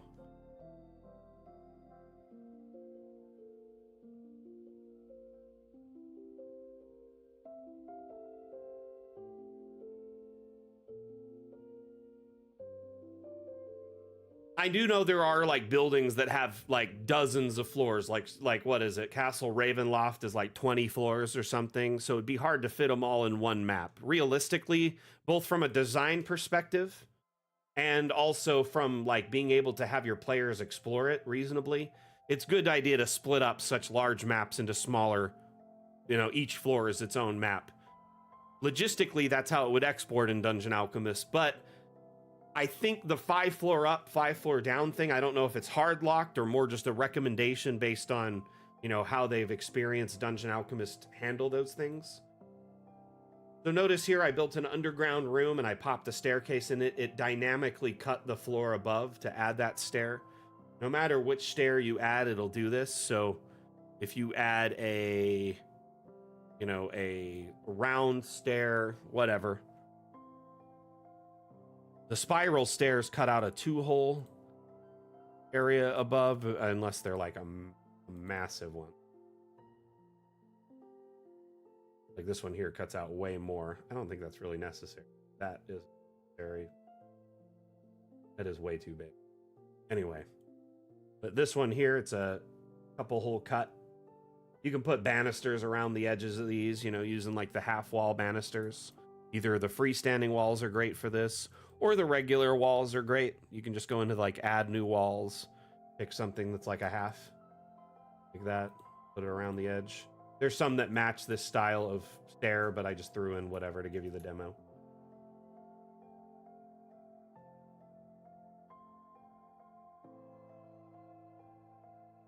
Stairs is very great, and they're very navigable in first person as well.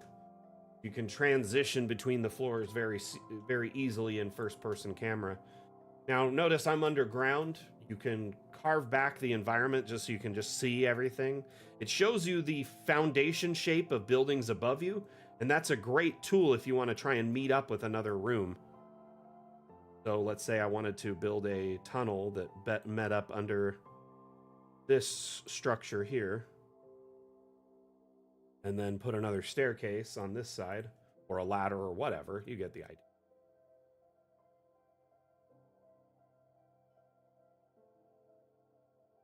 So underground traversal is possible. Let's add one more bit to that really quickly. We can even use this as like just a cave. It doesn't have to be, you know, an open space. So technically I could go through and like delete the walls here and the floors if I really wanted to. Where it's all floating, it's weird, but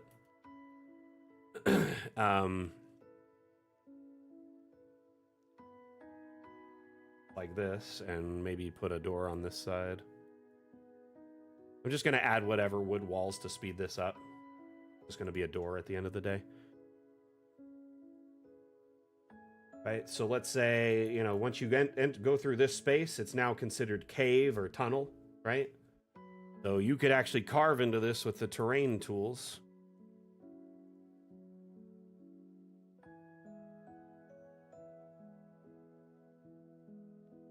Make like a little tunnel into this.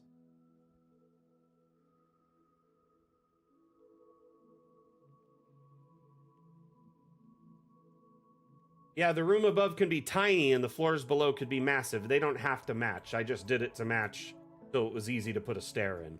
You could just do like a ladder going down a single hatch in a tiny cellar room going into a massive compound underneath if you wanted to.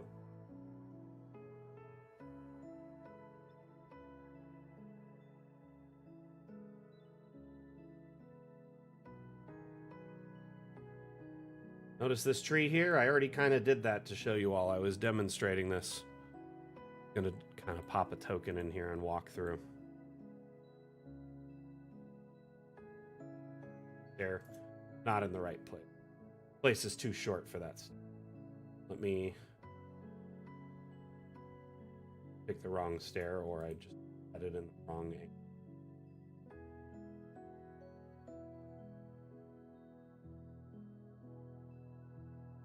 I'm still getting used to the stairs myself. There's a lot of changes. Dungeon Alchemist is fundamentally like a different program now. But here's like a tree and its roots reaching through the ground. You could raise these up and only have like a little bit. Man, that's weird that there's a roofing there still, even after I deleted it. Huh. Weird. But yeah, you could tunnel into this, tunnel down. You could do all sorts of stuff. Add water areas and stuff like that. It's very, very different. Let's just say that. So much more you can do now. Okay, so we've talked about building underground. We've talked about roofing. We talked about pretty much everything with multi-level that I wanted to discuss. I'm going to open up another map, and then we'll kind of keep answering your questions that came in during this module, and we'll wrap up, because I'm already 50 minutes past the hour. I got to work on the trailer today. Got to finish it up. Well, at least the rough draft of it. So I need to wrap up and do that.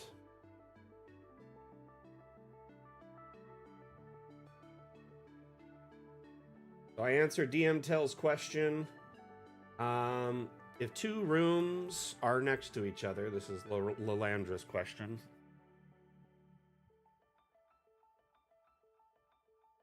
If two rooms slightly different starting heights, do they still have to be 1 square apart? I'm assuming so. I don't think that was addressed. But we'll find out. We'll come back to this map in a minute.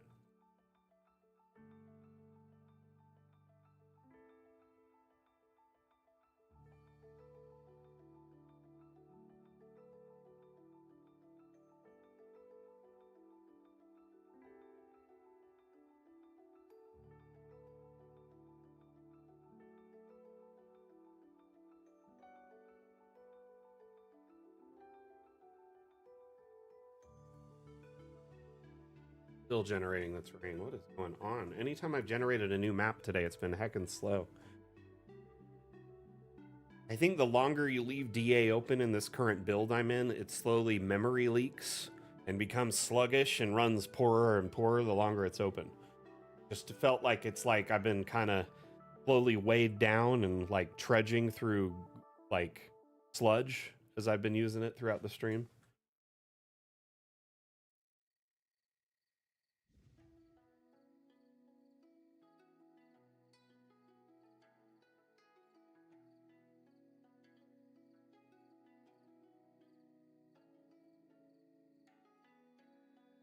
DM tells we don't support foreground layering at all. If you want that to work in DA, you'd have to put trees in a green screen background, which is we do offer a green screen entire environment.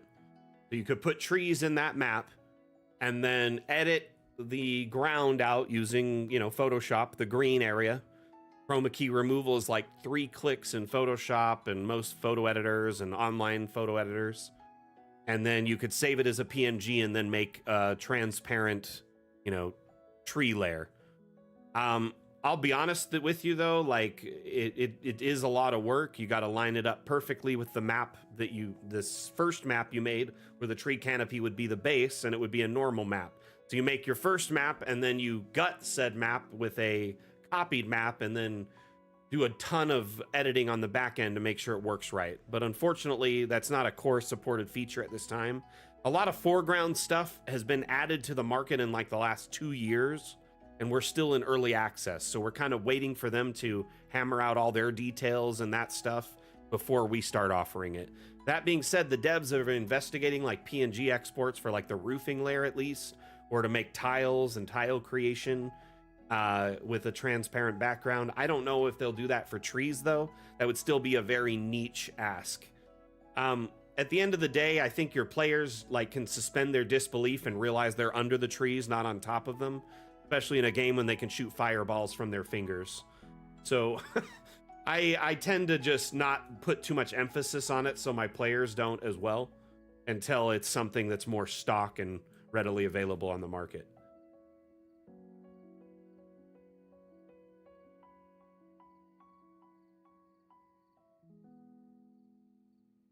What a lot of people do is they'll make their base map in a regular biome, and then they'll export that map as an image. You have that map image, you create a new map in the green screen biome that is the same size, right? When you're in the green screen biome, it's bright green. I'm not going to load it on the stream. It makes my face disappear because of the green screen behind me. But when you're in the green screen biome, you go into the tracing layer and you import the map that you just exported, right? And it'll match up perfectly. And then you put trees in the same places you had them on this green screen map. And then you export that green screen map, edit out the green in your photo editor. The maps will be identical in size. The first map is the background layer, and the new map is the foreground layer. So it's like a few extra steps to get it to match up. Anyway, let's see here. Lilandra wanted to know if we could have two buildings of the same, like right next to each other if one's slightly raised. I think the same is going to...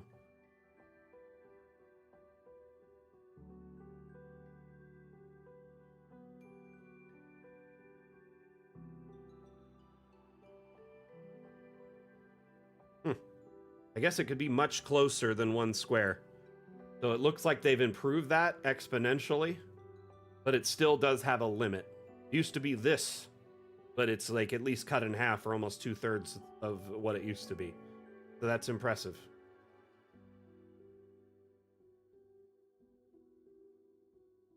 Another set of raiders. Wow. Thank you so much.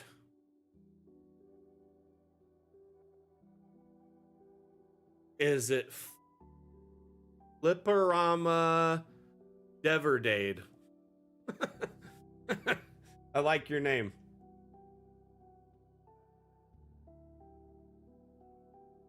So, Lilandra, are you still here? That's impressive, actually. In fact, most of our... Like, that is really close. Like, this is like California close. This is what neighbors' homes look like in California on a beach town.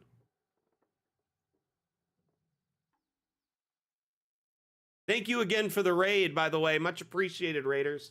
Hope you had a fun stream today.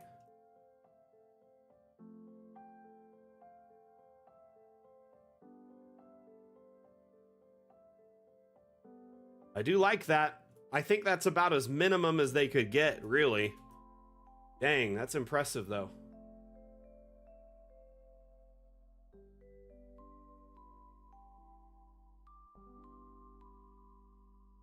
What do y'all think of this? Because before they had to be a square apart if they were at different heights. This is great if you're doing like a terraced village that's like a little bit higher, a little bit higher, a little bit higher. Honestly, this is very impressive to me. I didn't realize this was a feature in the update. Very cool. May have been an unintentional thing. Just part of how they were designing everything and to work. And it ended up being better. Anyway, okay, I think we've covered pretty much everything. Let me make sure I didn't miss any questions. I've got to wrap this stream up. So there was Lilandra's. Legumi, can you put a pit on a second floor? A pit item? I don't think so. I think pits extend down, and so they'd have to be on a ground level.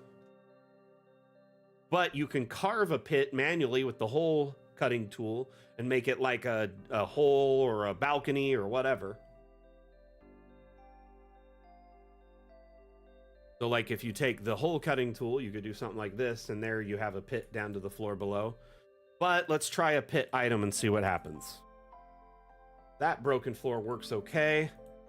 That one will work okay, but like this one here, oh, weird.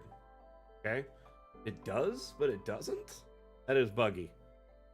I was not expecting this to happen. You can put some of these. What does this look like from underneath? That is really weird. I don't think this is expected behavior or will probably last past the, the update.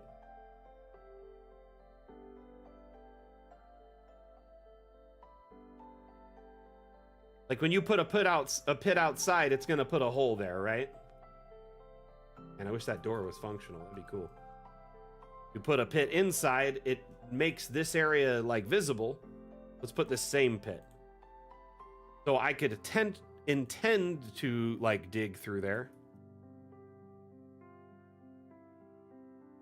Oh, it cuts it out immediately. So I guess you can, at least on the base floor. The ones above, that's buggy.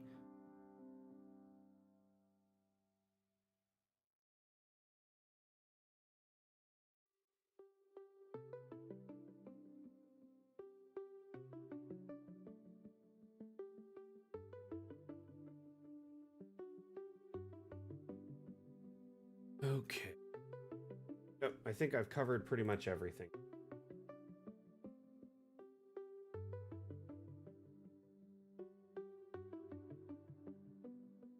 Make sure there's no questions on the list that I missed.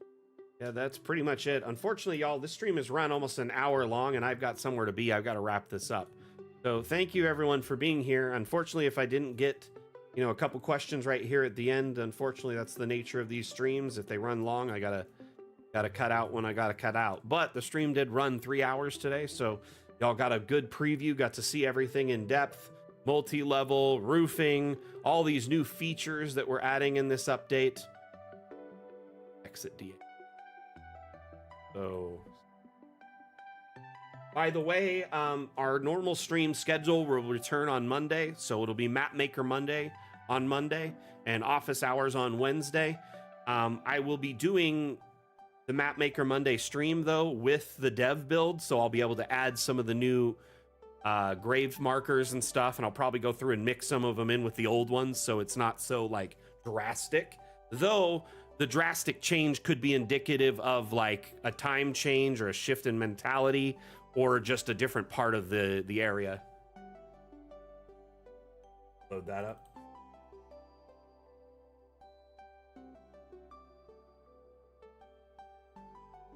Pillars dynamically extend to the room inside of them. So if the room is really tall, they'll extend to the top height.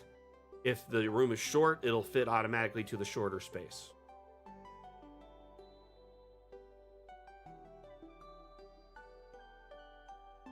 Yeah, loading up this map was so quick. Let's just load up a new one. Watch what happens. I guarantee you there was like a little memory leak. It seemed like, yeah, it took like 5 seconds to load a new map after I haven't been in DA for like a minute. But if I'm in it for like an hour, it takes like a minute to load a new map. Anyway, thank you everyone for being here. Had a lot of fun hanging out. I appreciate you all hanging out today and, learning about the update. I appreciate your hype and excitement for this update. Now, I do have a quick question for the audience before we wrap up. If you have any feedback about this update and what you've seen today, positive, negative, I'd love to hear it. So if you like what you saw, let us know. If you didn't, let us know. If you had a favorite thing, let us know, etc. Would love to hear your insight on this update and what your feelings are about it. The devs have put a lot of effort into this update, and it took longer than anticipated to get roofing to a point that it was more satisfactory, like it is now. So it was delayed, this update, quite a bit. It was originally going to be about 6-7 months, and it turned into 8, 9, 10, 12 months.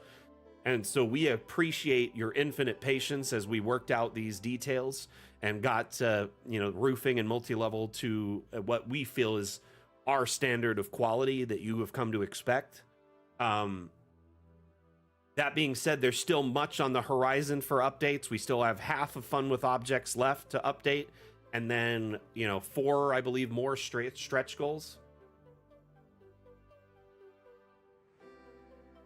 Anyway, if you enjoyed the stream today, if you enjoyed the showcase or enjoyed what you saw in the showcase, let us know in the chat or on social media or in Discord. If you can drop in general, say, hey, had fun in the stream today or really enjoyed the showcase, excited for Fun with Objects, thank you, team, whatever. I'm sure they'll get a kick out of it.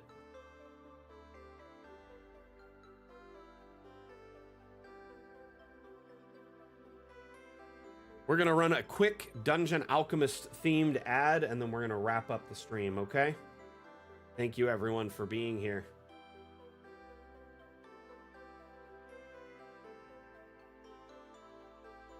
Glad the stream didn't crash today. That was awesome.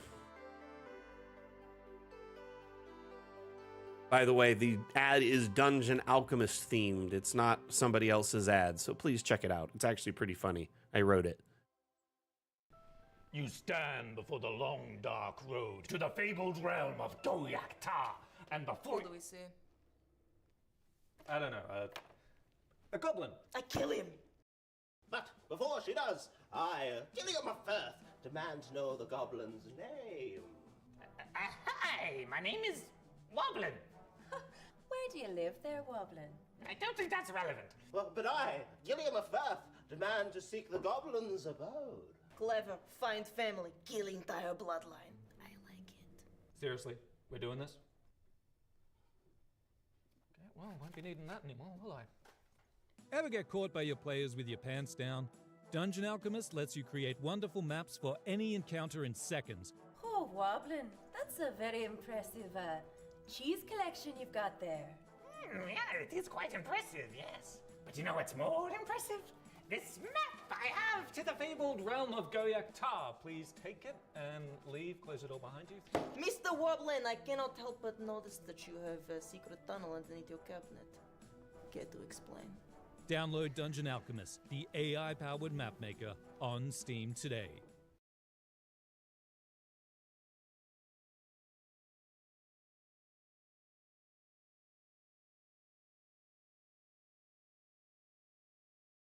All right, everyone. Thank you for tuning in today. Remember, Fun with Objects launches on July 10th, just 5 days away. I'm sure your patience is running thin, but I know you can survive until then. We're excited to share this update with you. Thank you for tuning in today. And remember, Dungeon Alchemist is on sale between now and the end of the Steam summer sale, 10 a.m. Pacific time, July 10th. So pretty much the day we're launching the update. So if you are interested in snagging a copy of Dungeon Alchemist, you can get it for 20% off for a limited time. If you already own a copy of Dungeon Alchemist, maybe time to gift one to that friend or family member or DM you love who is interested in their own map-making adventures, or maybe even DMing themselves. And if you know people who are interested in it and have been sitting on the fence, let them know about the sale so they can jump on that deal, okay? Appreciate you all being here so very, very much. Oh, guys, it's funny and accurate. It can be both things. It can be both. Thank you so much for attending the stream, whether you were actively chatting or you were lurking or you were one of our very diligent mods today, making sure everyone's questions were getting addressed and all that feedback was collected. Thank you, everyone, for being here today. Again, my name is Mac, the community manager for Dungeon Alchemist. We'll see you next time I give a damn. Mac out. Bye. We're going to wrap it. Yeah, thank you for the raiders today. Much appreciated. Have a wonderful evening, afternoon, night, whatever it is for you. We'll see you on Monday with the return of Mapmaker Monday. Mac out. See you later, everyone.